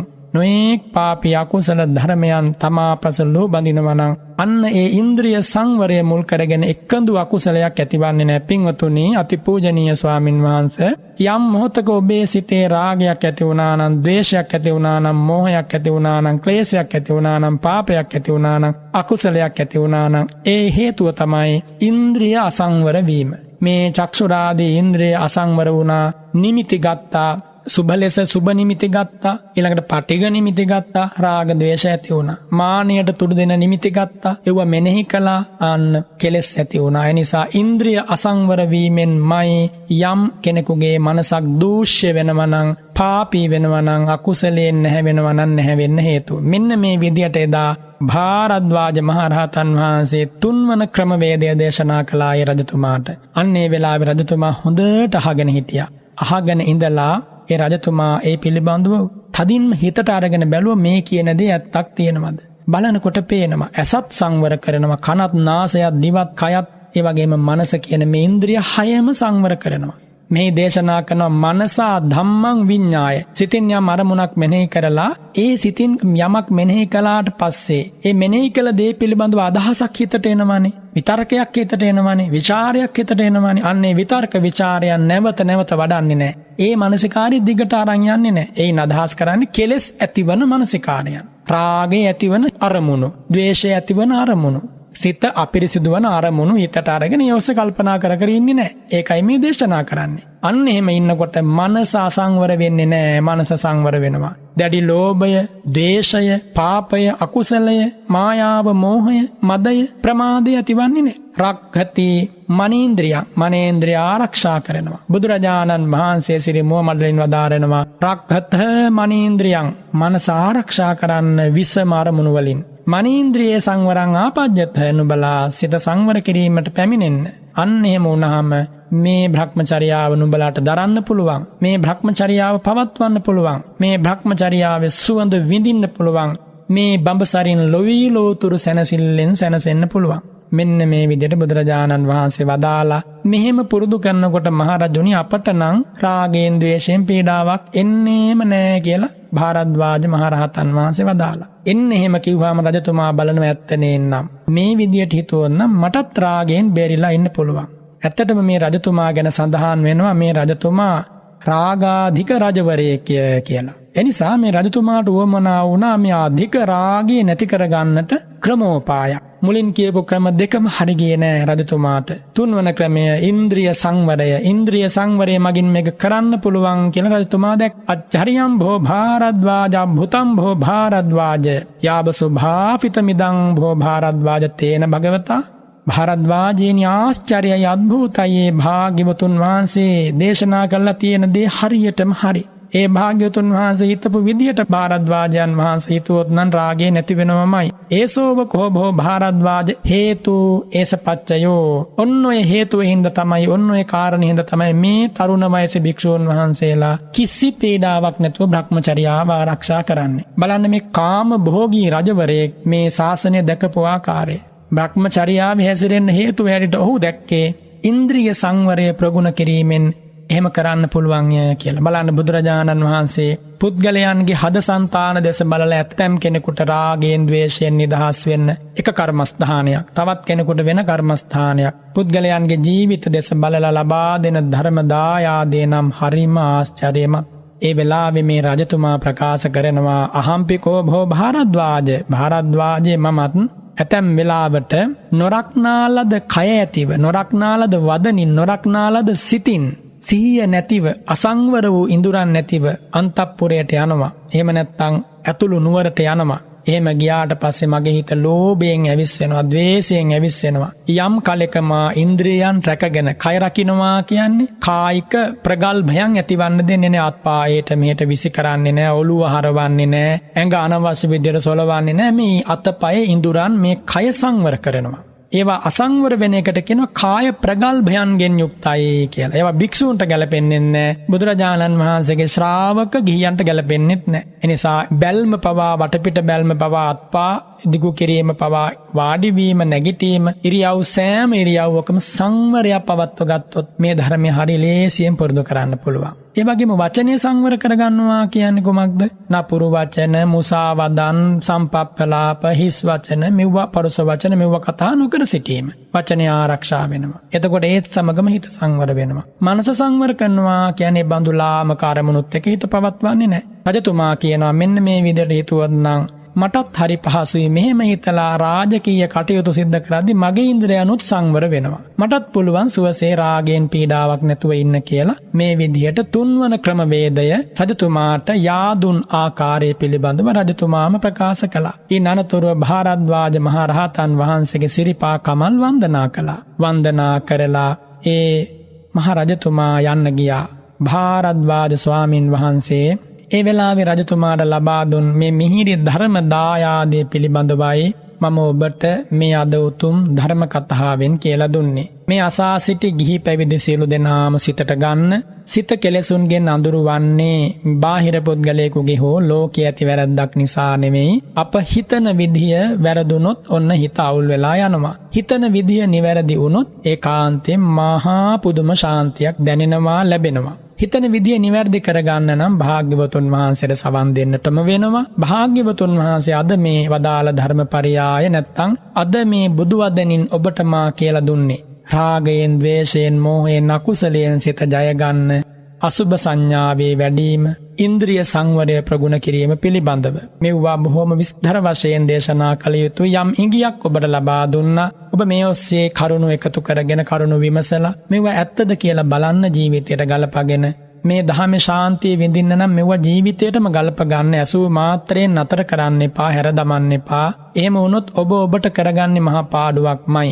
එනිසා මම අනුකම්පාවෙන් මෛත්‍රියෙන් මතක් කරනවා මේ අසූ බණ කතාව නැවත නැවත සිහියට අරගෙන රාගයෙන් සිත මුදවා ගන්න ඔබට වාසනාව ලැබේවා කියලා. අද මේ උතුම් ධර්ම දාණය සිත්නෙත් අසපුවෙන් ඔබට ලබා දුන්නේ බණ්ඩාරවෙල නිරහවත්ත විශ්‍රාමලත් විදුහල්පතිතුමා වන ජේ.එස්. කැකුලන්දර මහත්මයා. එම දියණිය ගයානි මංජුලා කැකුලන්දර දියණිය. මේ දෙපළ විසින් තමයි ධර්ම දාණය ලබා දුන්නේ. පරලොව සැපත් චන්ද්‍රාවතී කැකුලන්දර ගුරු මාතාවට, දෙපාර්ශවයේම මියගිය මව්පිය සහෝදර සහෝදරියන්ට, සිප් සතර කියා දුන් ගුරුතුමන්ට මේ හැම කෙනෙකුම සිහිපත් කරලා ඥාති වර්ගයාට පින් දෙනවා. ඒ පින්වත් පිරිස දේශකයන් වහන්සේට ආශිර්වාද කරනවා. ඒ වගේම තම පවුලේ දරු දැරියන්ට නිදුක් නිරෝගී බව, ධර්මානුකූල රැකිරක්ෂා කටයුතු සාර්ථක වේවා මේ ධර්ම දානයෙන් කියලා ඒ අත්ව ප්‍රාර්ථනා කරනවා. දනුමුරු පුරන්ට ආශිර්වාද කරනවා. රෝග බියෙන් රට මුදවාගත් රණවිරුවන්ට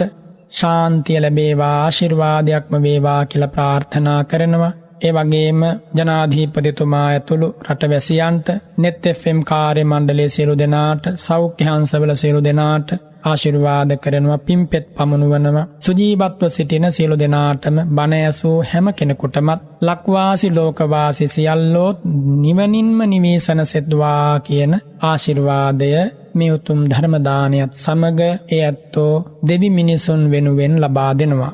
දැන් නම් සිහි කළ නොකළ සියලු ඥාතීන්ටත් සියලු දෙවියන්ටත් මේ පින් අනුමෝදන් කරමු. ඉදං වූ ඥාතීනං හෝතු සුඛිතා හොන්තු ඥාතයෝ ආකාසට්ඨා ච භුම්මට්ඨා දේවා නාග මහිද්దికා පුඤ්ඤන්තං අනුමෝදිත්වා චිරං රක්ඛන්තු සම්බුද්ධ ශාසනං චිරං රක්ඛන්තු සම්බුද්ධ දේශනං චිරං රක්ඛන්තු සම්බුද්ධ ශාවකන්ති.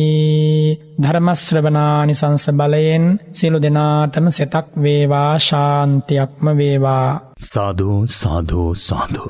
ඒ උතුම් වූ ධර්මානුශාසනාව ඔබව මං හිතන්නේ වහ හිසගිනිගත්තෙක් ඒ ගිනි නිවන්නට උත්සාහ දරන වාසේ මේ ගොහොරු සමාජයේ මේ ඉන්න පීඩා විඳින දුක්ඛිත සසරේ එතර කරන්නට පාදා දුන්නු මාර්ගයක්, ඒ මාර්ගයේ නියැලෙන්නට ඔබ යොමු කරපු දේශනාවක් බව අපි සතුටු සිතින් සිහිපත් කරන්නට ඕන.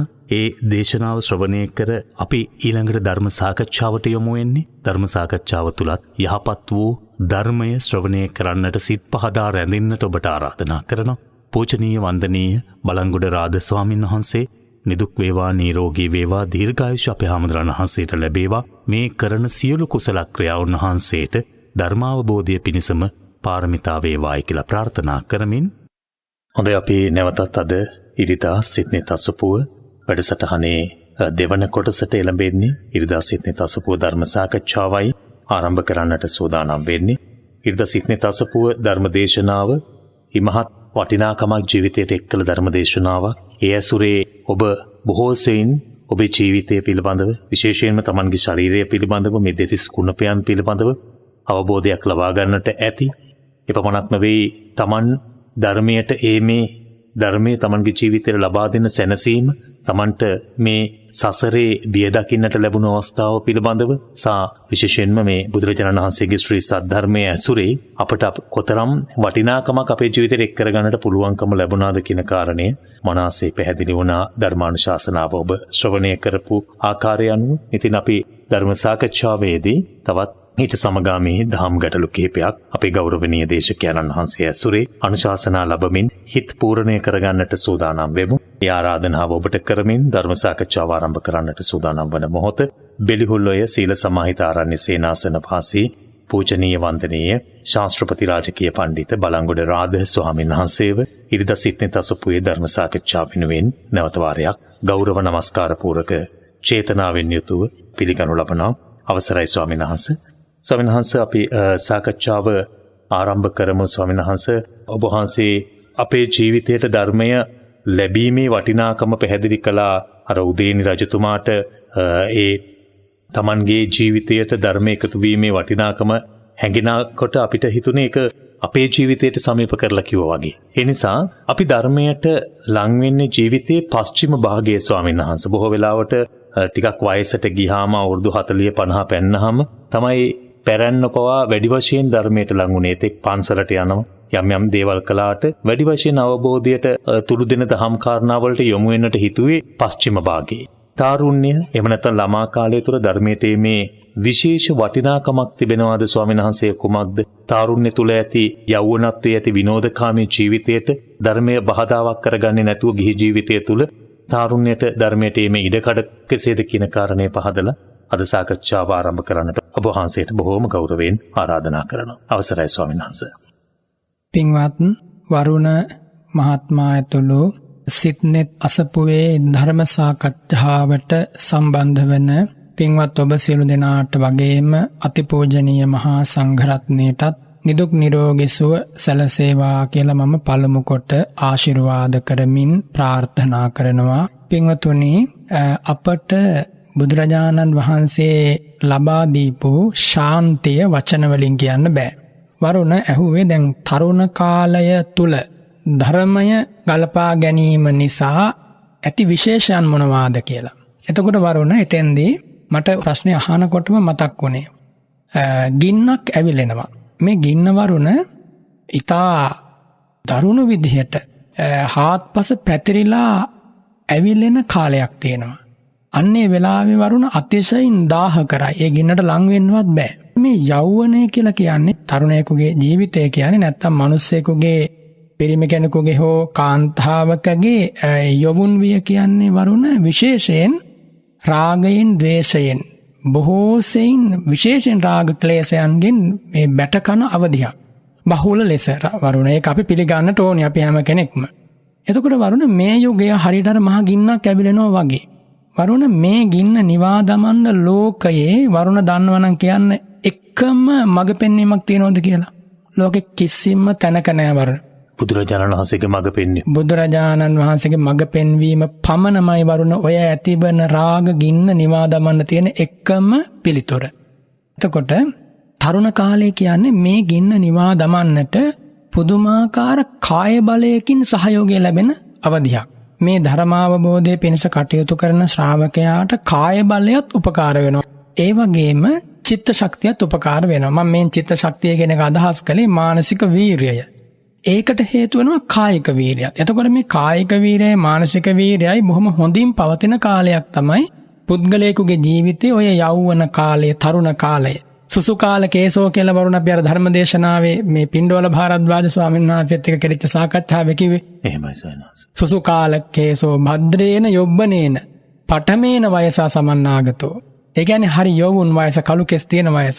වරුණ බුදුරජාණන් වහන්සේ මේ ධර්මය අවබෝධ කරගන්න කියන මේ පණිවිඩය නැත්තම් මේ ආරාධනාව කළේ අතිශයින් බොහෝ සෙයින් මේ තරුණ වයස්වල ගත කරන තරුණ තරුණියන්ට. බුද්ධ ශාසනය වටා වරුණ එක්වෙච්ච සියලු දෙනාම වගේ තරුණ තරුණියෝ. මම මේ අදහස් කරේ මුල් කාලේ. ඒන් අදහස් කරන්නේ මේ වයසට ගියපු අය මේන් ප්‍රතික්ෂේප වෙනවා කියන එක නෙමෙයි වරුණ. අවුරුදු 120ට ගියපු අයත් පැවිදි වෙලා මඟඵල ලැබලා රහත් වුණා වරුණ. ඒ වගේම 7 හැවිරිදි කෙනාත් පැවිදි වෙලා මඟඵල ලැබලා රහත්. තරුණ කාලයේ තියෙන අර කායික ජව සම්පන්න භාවය මේකට ඉතාම වැදගත් වෙනවා. ඒ වගේම තරුණ කාලයේ මනසක තියෙන සිතීමේ හැකියාව ඒ ඕනම දෙයක් කරන්න ලොකු හයියක් තියෙන කාලයක් නේ තරුණ කාලය කියන්නේ. එහෙමයි සයනස්. අන්නේ හැකියාව මේ ධර්මයත් එක්ක ගලපගත්තොත් මේ ජීවිතේ පුදුම ඵලයන් නෙලන්න පුළුවන්. දැන් අර උදේන රජතුමා වරුණ ඇහුවේ දැන් ඇත්තටම උදේන රජතුමා කියන්නේ ධර්මයේ සඳහන් වෙනවා ටිකක් කාමුකත්වයට බර රජ කෙනෙක්. රාගාධිකයි. ඒ වගේම වරුණ මේ රජතුමා සෙසු රජවරුන්ට සාපේක්ෂව මේ කාමුකත්වයේ වැඩි නිසා අර එදා වුණත් දැන් උයනේ පින්ඩෝල භාරද්වාජ මහරහතන් වහන්සේ වැඩ ඉන්නවා. දිමි ගොඩක් කඩාගෙන ගියානේ වරුණ ඇඟට දාන්න කියලා. දැන් මේ ඇතිවෙච්ච දේශයට තමන්ගේ බිසෝවරුන්ටනේ දඬුවම් දෙන්න ඕනේ වරුණ. හරිනා. මේ පැත්තගෙන රහතන් වහන්සේ කෙනෙක් පලි නෑනේ වරුණ. එහෙමයි සයනස්.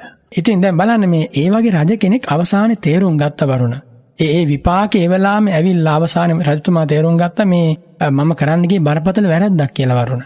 එතකොට ඊට පස්සේ තමයි මේ රජතුමා අහන ප්‍රශ්නේ වරුණ හරි ගැඹුරු ප්‍රශ්නයක්. දැන් සරලයි කියලා වගේ පෙනුනට කොහොමද මේ තරුණයෝ මේ ශාසනය හික්මවන්නේ? ඒකනේ ඇහුවේ. ඒ කියන්නේ මේ රාග ගින්න බොර බොරා නැගෙන අවදියේ කොහොමද මේ නිබ්බිසේවණං කත්ත උපරිම නිවිච්ච පුද්ගලයා බවට පත් කරන්නේ? ඉන්ද්‍රිය සංවරයයි, බැලුව බැලමට ප්‍රසාද ජනකයි. වරුණ මට මතක් වෙන්නේ අර සමිද්ධි ස්වාමීන් වහන්සේ තපෝදා නදිය ළඟ ඉන්නකොට උදේ පාන්දර 4ට විතර ඔය තපෝදා නදිය කියන්නේ වරුණ මේ වතුර රස්නේනේ. රජගහනුවර ප්‍රදේශයෙන් ගලන ගඟක්නේ. එතකොට මේ සමිද්ධි කියන ස්වාමීන් වහන්සේ හරිම ලස්සනයි වරුණ. ඒ කියන්නේ ස්වාමීන් වහන්සේට සමිද්ධි කියන නම ලැබුණේ රූපේ නිසා. ඒ කියන්නේ සමිද්ධි කියන වචනයෙන් අදහස් කරන්නේ රූපයෙන් සමෘද්ධිමත් කෙනා කියන එක.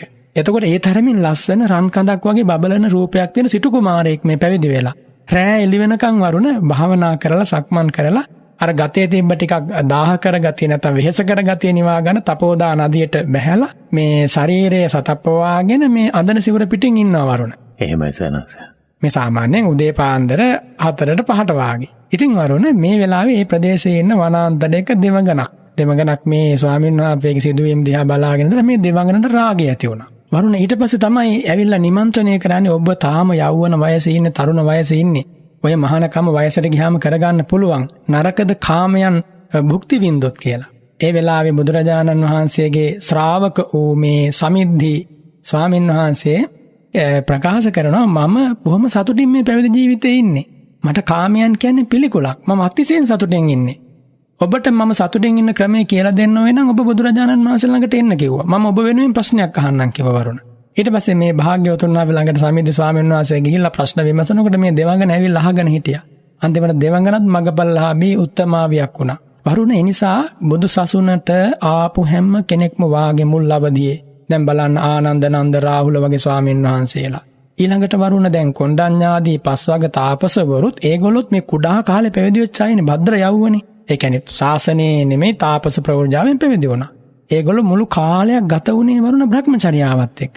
වරුණ මේ භ්‍රමචර්යාවේ තියෙන බලය වචන වලින් කියන්න බෑ. එනිසා මේ භ්‍රමචර්යාවට හුරු වෙච්ච කෙනාට අර කාමයන් හරියට කොච්චර පිළිකුල් වෙනවද කියනවනම් අර අමු නහර වැදැල්ලක් ගිනි ගොඩකට දැම්මහම ඇකිලෙන්නේ යම්සේද අන්න එහෙම හැකිලෙනවා කියනවා. ඉතින් වරුණ මේ බුදුරජාණන් වහන්සේ පුද්ගලයෙක්ව හික්මවන්නේ බලයෙන් නෙමෙයිනේ වරුණ. එහෙමයි සනස. මෙන්න ඔබ මේ විදිහට හිතන්න. මේ විදිහට වචන කතා කරන්න. මෙන්න මේම ඔබ ඔබේ චින්තන ඉස්සරහට අරන් යන්න. ඒ වෙනකොට වරුණ අර රාග ගින්න නිවිල යනවා.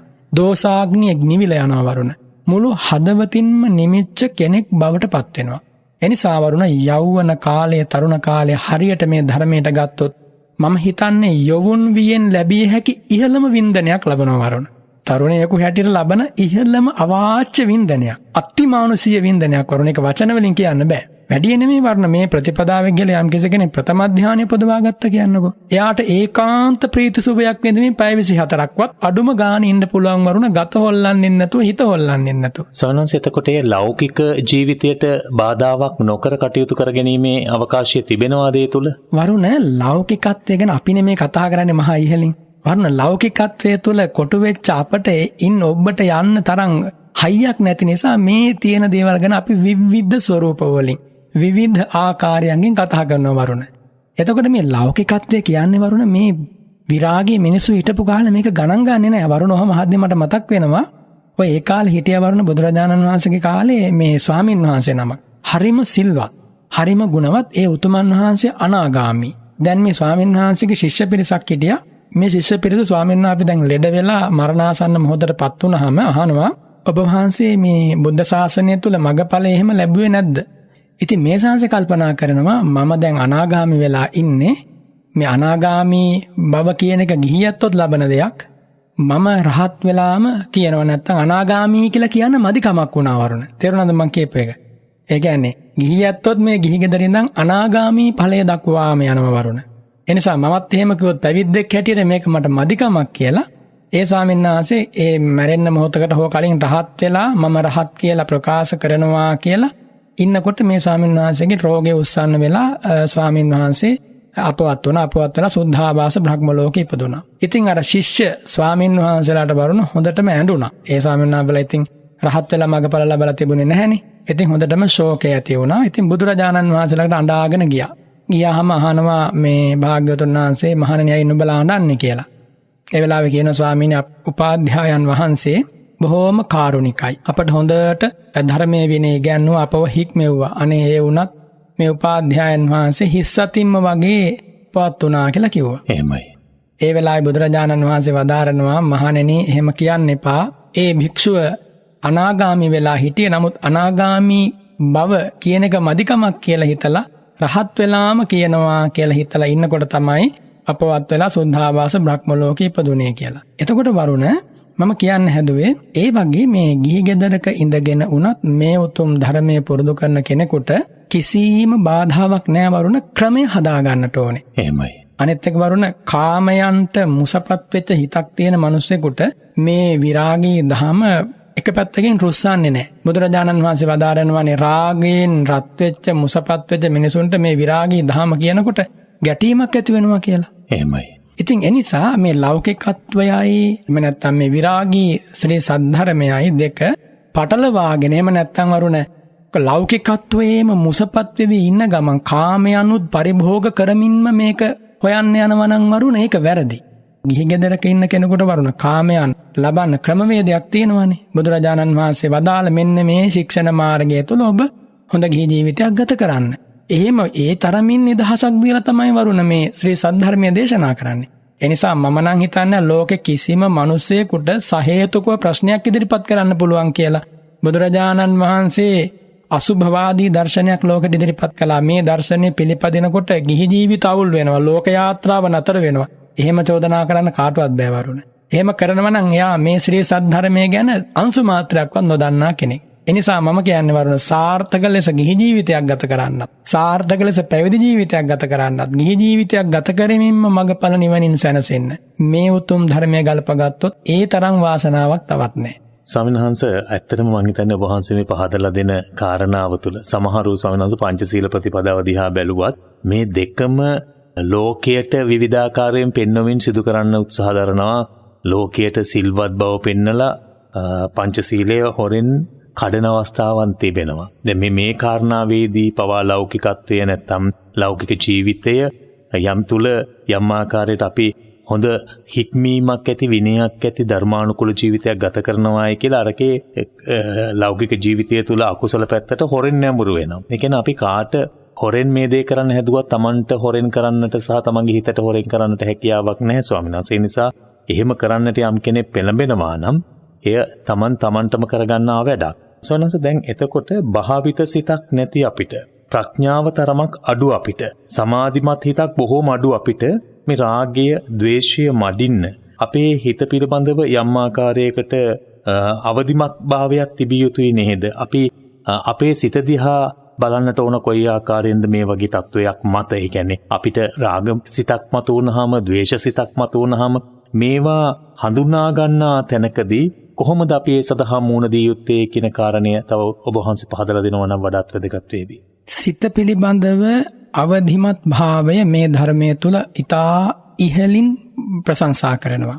ඒ එක පැත්තකින් චිත්තානුපස්සන භාවනාවත් වෙනවා. බුදුරජාණන් වහන්සේ වදාරනවා පහළවන සිත් පිළිබඳව, පහළවන හැඟීම් පිළිබඳව ඒ අවබෝධයක් තිබීමම ඒ සිත් පරම්පරාව පහළවීම පිළිබඳව හොඳ විධිමත්, එහෙම නැත්නම් ඊටා තියුණු, එහෙම නැත්නම් තීක්ෂණ බැල්මක්, දැක්මක් තිබීමම එයාට පහළවන අකුසල චිත්තෝත්පාදයන් අවම කර ගැනීම පිණිස හේතු වෙනවා කියලා. කොයි විදිහට වුණත් වරුණ දැන් ලෝකයේ මිනිස්සු එහෙම නැත්නම් ජීවත් වන කෙනෙක් ලෝකයට වසං කරලා මෙහෙම දේවල් මම කරනවා කියලා කාට හොරෙන් කළත් ඒ කරන පුද්ගලයා දන්නවා මේක මටත් අන් අයටත් අලාභය පිණිස පවතින්නේ කියලා. විශේෂයෙන් බුදුරජාණන් වහන්සේගේ ශ්‍රාවකයන්ට ඒ පිළිබඳ දැනුමක් නැහැ කියන්න බෑනේ. දැන් මේ කතාව අන්‍යාගමිකය සම්බන්ධයෙන් කතා කරලා වැඩක්ම නැහැනේ. ඒගොල්ලෝ ඉන්නේ වෙනමම දෘෂ්ටියක, වෙනමම මිත්‍යාවකනේ. දැන් අපටනේ භාග්‍යවතුන් වහන්සේ පැහැදිලි කරලා දුන්නේ මෙන්න මෙහෙම දෙයක් මෙතන තියෙන්නේ, මේකයි පරම සත්‍යය කියලා. ඒතර කර්මයේ ඵලය හේතුඵල ධම පිළිගන්නා බුදුරජාණන් වහන්සේගේ ශ්‍රාවකයෝ කවුරු වුණත් තේරුම් ගන්නට ඕන කොයි විදිහේ අකුසලයක් සිද්ධ වුණත් එය ප්‍රසිද්ධියේ වේවා අප්‍රසිද්ධියේ වේවා කොහොම සිද්ධ වුණත් අවසාන වශයෙන් මේ විපාකයේ තමා කරා එනවාමයි. ඒක වළක්වන්න සමත් කෙනෙක් මේ ලෝකේ නැහැ. එනිසා අන්නේ විපාකයේ පිළිබඳව බිය ඇති කර ගැනීම අර දසධම්ම සූත්‍රයේ දේශනා කරන්නේ කම්මස්සකෝ මි කම්මදායාදෝ කම්මයෝනි කම්මබන්දු කම්මපටිසරණෝ කියලා.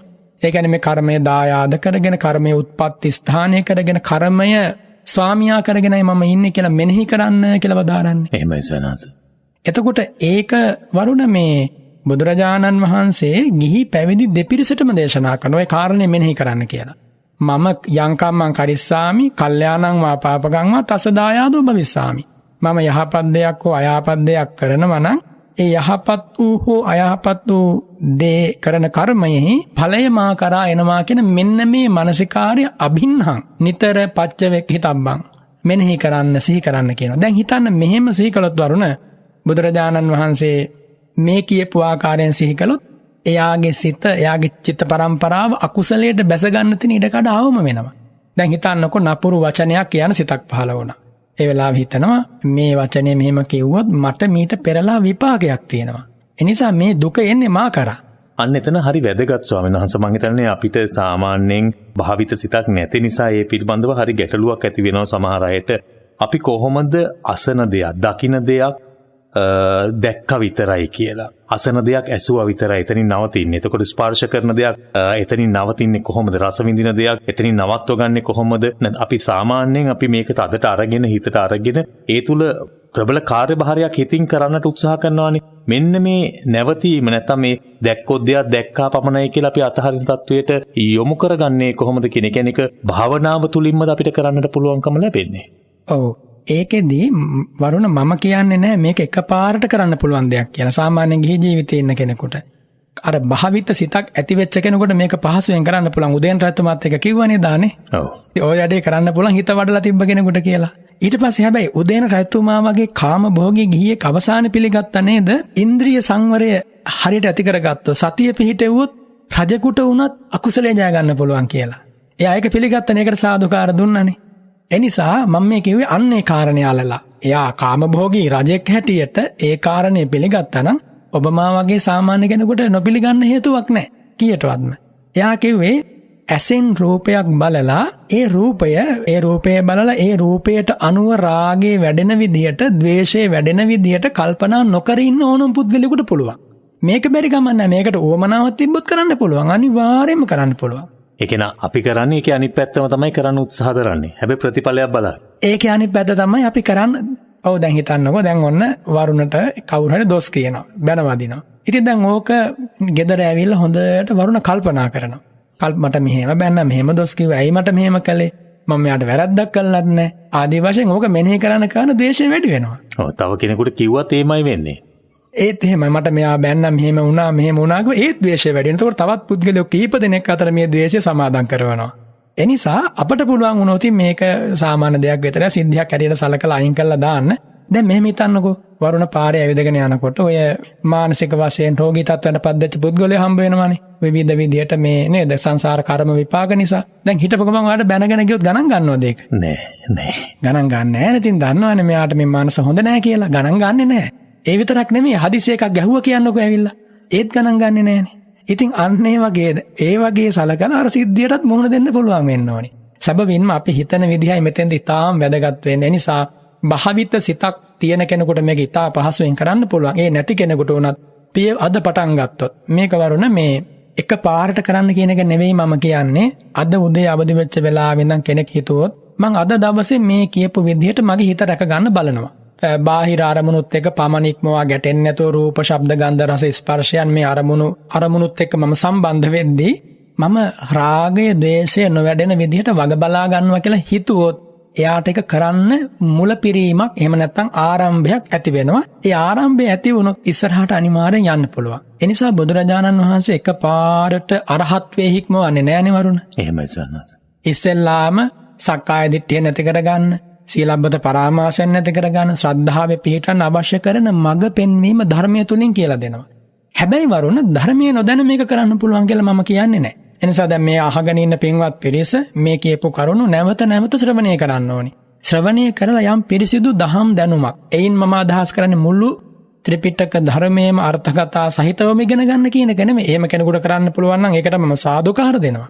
මම කියන්නේ මේ ධර්ම මාර්ගයේ සීලය පිරිසුදු කරගෙන දෘෂ්ටිගතික නොවී සිල් ආරක්ෂා කළා. ඒ සමාධියකට යොමු කරගන්නේ කොහොමද? ඒ සමාධිමත් සිත ප්‍රඥාව පහල කර ගැනීම පිණිස යොමු කරගන්නේ කොහොමද කියන මෙන්න මේ අවස්ථා ත්‍රිත්වය. සීල සමාධි ප්‍රඥා වඩන ආකාරය, ආර්ය අෂ්ටාංගික මාර්ගය, චතුරාර්ය සත්‍යය, බෝධිපාක්ෂික ධර්ම, ඊළඟට ඒහා සම්බන්ධ පංච උපාදානස්කන්ධය මේ කියපු බුදුරජාණන් වහන්සේගේ ධර්මයේ මූල ධර්ම ටිකක් තියෙනවානේ. අන්නේ පිළිබඳව දැනුම නැතුව මේක කරන්න පුළුවන් කියලා මම කියන්නේ නැහැ. ඒ නිසා ඔය වරුණ කියපු කතාවේදී පළමු කොට ඒ පුද්ගලයාට යම් දහම් දැනුමක් තිබිය යුතුයි.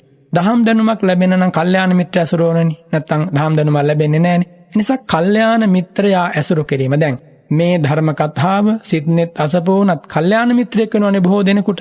එහෙමයි සන්නස්. එතකොට මේ කල්යාණ මිත්‍ර ඇසුර ලබාගෙන ඊට අනුව දිනෙන් දින දහම් දැනුම වැඩි දියුණු කරගෙන අවංක උවමනාවක් මේ අසාගෙන ඉන්න ඔබ ඇති කරගෙන බලන්න පුළුවන්ද බැයිද කියලා කරන්න පුළුවන්. ඒ නිසා බාහිරට චෝදනා කරන්නවත් ධර්මයට චෝදනා කරන්නවත් ඉක්මන් නොවි ඔබ බලන්න ආත්ම ශක්තියක් ඇති කරගෙන මට මේක කරන්න පුළුවන් කියලා ඒකාන්තයෙන් කරන්න පුළුවන්. ඒ නිසා මෙහි මම අදහස් කළේ පළමු කොට රාගදේශ මොහ අකුසල චිත්තෝත්පාදයන් ඇතිවන විදිහේ දේවල් එක්ක ජීවිතය සම්බන්ධ කරද්දී අන්න ඒ වගේ තැන්වල කල්පනාකාරීව මේ අකුසලයට බය වෙලා, පවට බය වෙලා, අපායට බය වෙලා, පවට ලැජ්ජාවක් බයක් ඇති කරගත්තාම ඔක්කොම හරියනවා. මේකේ වෙලා තියෙන වරුණ දැන් අවුරුදු ගාණක් තිස්සේ සත වර්ෂ කිහිපයක් තිස්සේ මේ ලෝකයේ මේ භෞතිකත්වයේ තුල විවිධ විසම ආචාර සමාචාර පුරුදු ඇති වෙලා ජන සමාජය පුදුම විදිහට අගාධයකට වැටිලා ඉන්නේ. එහෙමයි සන්නස්. එතකොට මේ අගාධය තුල පංච දුස්චරිතය තමයි පදනම වෙලා තියෙන්නේ මේ කාලේ. පංච දුස්චරිතය ඒ තුල තමයි මුළු සමාජයම වගේ දුවන්නේ. අර මොකක් හරි පෙර කරපු පිනක් තියෙන හින්දානේ මනුස්ස ලෝකෙට එන්නේ. අන්නේ හින්දා තාම මහා විහසනයක් නැති උනේ නැහැ. ඔය වියසනේ උස්සන්න වෙනවා දවසක අනාගතයේ භාග්‍යවතුන් වහන්සේ වදාරනවානේ මහා මෘග සංවරුසාවක් වැටෙනවා කියලා. ආයුධ වරුසාවක් වෙරලා මිනිසු කැපිලා කැඩලා විනාශ වෙලා යනවා කියලා. එහෙමයි සන්නස්. ඒ තත්වෙට එන්නේ මෙන්න මේ මානසිකත්වයේ දිනු වෙලා. වෙන දෙයකින් නෙමෙයි දැන් පේනවානේ ලෝකේ. ඉතින් ඒ නිසා මේ පවට ලැජ්ජාව බය ඇති කරගන්න, අපාය පිළිබඳව සංවේගයක් ඇති කරගන්න, ලැබිච්ච මිනිසත් භාවයේ පිළිබඳව වටිනාකමක් මොහොතින් මොහොත තමන් කල්පනා කරනවා නම් වරුණ මම මිනිස්සෙක්. මට මේ විදිහේ හැකියාවන් ඇතිවයි මම මනුස්ස ලෝකෙට ආවේ. තිරිසන් ලෝකෙට, പ്രേත අසුර නිරයට සාපේක්ෂව මම මොන්න තරම් ජයග්‍රහණයක් ලැබලා තියෙනවද? සැබවින්ම මේ මොහොත අනුස්මරණීය ජයග්‍රහණයක් සමරන මොහොතක්. මේ මිනිස් ජීවිතය කියන්නේ අපි සියලු දෙනා පුදුම ජයග්‍රහණයක් සමරන මොහොතක්. මේක මිනිසුන්ට තේරෙන්නේ නැහැ. මිනිසු මේ ජයග්‍රහණයන් කියලා වෙන දේවල් සමරන්න යන්නේ. මිනිසත් භාවය නම් වූ ජයග්‍රහණය බුදුරජාණන් වහන්සේ කොච්චරනම් වර්ණනා කරනවද? දුර්ලභෝ manussත්ථ පටිලාභෝ කියලා. බුදුරජාණන් වහන්සේ ජයග්‍රහණයක් කියලා කියපු එක අපි සමරන්නේ නැහැනේ. සමරනවා නම් මිනිසත්කමට නොහොබිනා දේවල් කරන්න හිතෙන්නේවත් නැහැනේ. මිනිසත්කම නැත්තට නැති වෙන දේවල් කරන ගමන් වෙන ජයග්‍රහණයන් සමරන්න යනවා. ඉතින් ඒ නිසා මිනිස්සු සිහි කරන්නට ඕනි මේවා මේ ලෞකිකත්වයේ තුල මුසපත් වෙලා මේකත් අල්ලගෙන මෙහෙම කරන්න බෑ. ලෞකිකත්වයේ යම් තරමකට හෝ අත්හැරීමක් කරන්නට වෙනවා. මේ ධර්මයේ පුරුදු කරන්න. හැඟීම් පාලනයක් කරන්නම වෙනවා. සිල් ආරක්ෂා කරගන්නත් හැඟීම් පාලනයක් කරගන්නට ඕන. ඊළඟට මේ ධර්ම කතාව අහන්න පවා එයා හැඟීම් පාලනයක් ඇති කරගෙන මේකට කාලය යොමු කරගන්න වෙනවනේ. දැන් මේ වෙලාව කියන්නේ මේ අපි දැන් මේ සාකච්ඡා කරන වෙලාව කියන්නේ විවිධ මාධ්‍ය වලින් විවිධ විසම දේවල්. ඒ කියන්නේ විවිධ විසම දේවල් වලින් මිනිසුන්ගේ ඥානය නුවණ නැත්තට නැති කරනවානේ. රාගය අවසනවා, ද්වේෂය අවසනවා. ඒ කියන්නේ කෙලෙස් බහුලවම සමාජගත වෙන වෙලාවක්. ඔව්, කෙලෙස් බහුලව මිනිසුන්ගේ හිත රත් වෙන වෙලාවක්. ඒ කියන්නේ රාගයෙන්, ද්වේෂයෙන්, මෝහයෙන් මුසපත් වෙන වෙලාවක් මේ. ඉතින් දැන් මේක අහනවා කියන්නේ කවුරු හරි කෙනෙක් අර දේවල් ඔක්කොම අතහැරලා මෙතෙන්ට එන්න තරම් එයා පොහසත් කෙනෙක් වුණානේ. ඉතින් ඒ නිසා දැන් මේ විදියට වරුණ හැම කෙනෙක්ම හිතන්න පුරුදු වුණොත්, මේ උතුම් ධර්මයේ ශ්‍රවණය කරන්න පුරුදු වුණොත් කොච්චර ලස්සන වේද මේ මිනිස් සමාජය. මේ තියෙන අපරාධයන්, මේ තියෙන ව්‍යසනයන්, මේ තියෙන විපාකයන් මේවා සැලකිය යුතු මට්ටමකින් අඩු වෙනවා. හැබැයි ඉතින් මේවා හුදු කතාවක් විතරක් වෙන්නේ, මේවා වෙන්නේ නැති නිසා ප්‍රායෝගිකව. එනිසා භික්ෂුන් වහන්සේලාගේ පැත්තෙන් අපි කතා කරන මා ඇතුළු භික්ෂුන් වහන්සේලා මේක හදවතින්ම කරන්නට ඕන. අසන වරුණ ඇතුළු මේ හැම කෙනෙක්මත් මේක හදවතින් කරන්න ඕනේ දෙයක්. බුදුරජාණන් වහන්සේගේ ධර්මය කියන්නේ මේ ආටෝපයට, ප්‍රාටෝපයට, සාඩම්බරයට ලං කරගන්න දෙයක් නෙමෙයි. ඒක ජීවිතේ කරගත යුතුයි. ඔව්, දුරක්ඛාතේ භික්කවේ ධම්ම විනයේ යෝච සමාදපේති යන්ත සමාදපේති. මනාව නොදෙසු සාක්ඛාත නොවූ ධර්මයක් තුල යම් කිසි කෙනෙක් සමාදම් වෙනවා නම්, ඒ තුල උත්සාහවත් වෙනවා නම්, ඒ තුල වීරිය වඩනවා නම්, ඒ තුල යා අනිත්‍ය සමාදම් කරනවා නම් ඒක අනර්ථය පිණිසමයි හේතු වෙන්නේ. හැබැයි මේක ස්වාක්ඛාත ධර්මයක්. මේ ධර්මයේ තුල ගනු ලබන සෑම උත්සාහයක්ම මලක් දෝතට නෙලාගෙන බුදුසිරිපා බියස තන්පත් කරන්න ගනු ලබන වෑයමී පටන් සීල සමාධි ප්‍රඥා පිරීම වශයෙන් ගනු ලබන සෑම උත්සාහයකින්ම අමිල්ල ඵල ලැබෙනවා. එනිසා බුදුරජාණන් වහන්සේගේ ශාසනය තුලට ආපු හැම කෙනෙක්ම පළමු කොට පවට ලැජ්ජාව ඇති කරගන්න, සසර බය ඇති කරගන්න, මිනිසත්කමේ වටිනාකම දකින්න. එහෙමයි සනස. හොඳයි, මං හිතන්නේ ඔබ ධර්මයේ කල්යාණ මිත්‍රයෙක් කරගෙන හිටියේ නැත්නම් ඔන්න එතන දැන් ඉඳලම වෙනස් කරගන්නට ඕන. ඔබ වහන්සේ හොඳ අවස්ථාවක් පැහැදිලි කරලා දුන්නේ. මේ වෙලාව ඉරිදරෑ 7 ඉඳලා 9 කියන වෙලාව රූප මාධ්‍ය තුලදී ඕනෑම රූපවාහිනී නාලිකාවක් සුසර කරලා බැලුවොත් එහෙම කෙලෙස්ම තමයි එන්නේ. කෙලෙස්ම තමයි ඇති වෙන්නේ. ඒ කෙලෙස් මඩගොහරුව තුල ඔබ හිර වෙලා ඉන්න මොහොතක තමයි ඉරිදා සිත්නේ තසුපින් ඔබට කල්යාණ මිත්‍ර ධර්මය ලං කරන්නේ. ඔබයි ඒ වෙනස වටහාගෙන ඒ සඳහා යොමු විය යුත්තේ අපේ ගෞරවනීය හාමුදුරුවන් වහන්සේ සිහිපත් කළා වගේ අප බාහිර ආටෝපයට කුමන දේ කළත් වැඩක් නැහැ.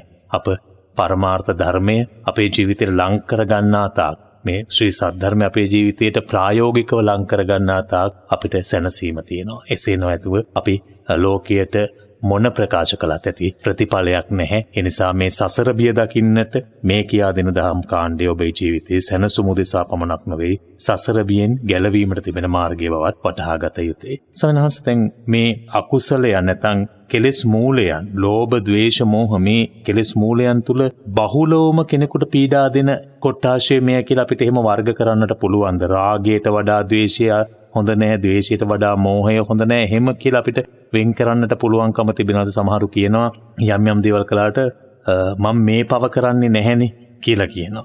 සමහරු එහෙම ගැලවීමට අවස්ථා හදාගන්නට උත්සාහ කරන සමාජයක් අපි දකිනවා. මට පන්සිල් පද පහම රකින්න බෑ, හැබැයි මම මේ සිල් පදේ රකින්නවා. ඒ වටිනාකමක් ඇති. අපිට ඒ නිසා ඔබ වහන්සේ ධර්මානුකූල විග්‍රහ කළ දෙවෙන මේ රාග, ද්වේෂ, මෝහ කියන මේ අකුසලත්‍රය අතර අපට වර්ග කරන්න පුළුවන් මේක බර වැඩි, මේක බර අඩුයි, මේක ඊට වැඩිය ප්‍රබලයි, මේක ඊතරම් ප්‍රබල නැහැ කියලා එහෙම වර්ග කරන්නට හැකියාවක් තිබෙනවද? වරුණ, ඒ පිළිබඳව අපි භාග්‍යවතුන් වහන්සේගේ ශ්‍රී මුඛ දේශනාව අනුව සාකච්ඡා කළොත් රාගය කියන මේ ස්වභාවය අප්පසාවජ්‍ය දන්ධ විරාගය කියලා වදාරනවා. ඒ කියන්නේ මේ රාගය නැත්තම් ලෝභය කියන ස්වභාවය ද්වේෂයට සාපේක්ෂව ටිකක් එහි අනතුරුකාරී අන්තරායකර ස්වභාවය යම් පමණකට අඩුයි. හැබැයි ඉක්මනින්ම ලෝභය ප්‍රහාණය වෙන්නේ නැහැ. ලෝභය ප්‍රහාණය වීම සඳහා මුළුමනින්ම ලෝභය ප්‍රහාණය වෙන්න මහරහත් භාවයටම පත් වෙන්න ඕනේ. මුළුමනින්ම ප්‍රහාණය වෙන්න. කාමරාගය අනාගාමි වෙනකොට ප්‍රහාණය වෙනවා. එතකොට දේශය පිළිබඳව භාග්‍යවතුන් වහන්සේ වදාරනවා මහා සාවද්‍යයි කිප්ප විරාගී කියලා.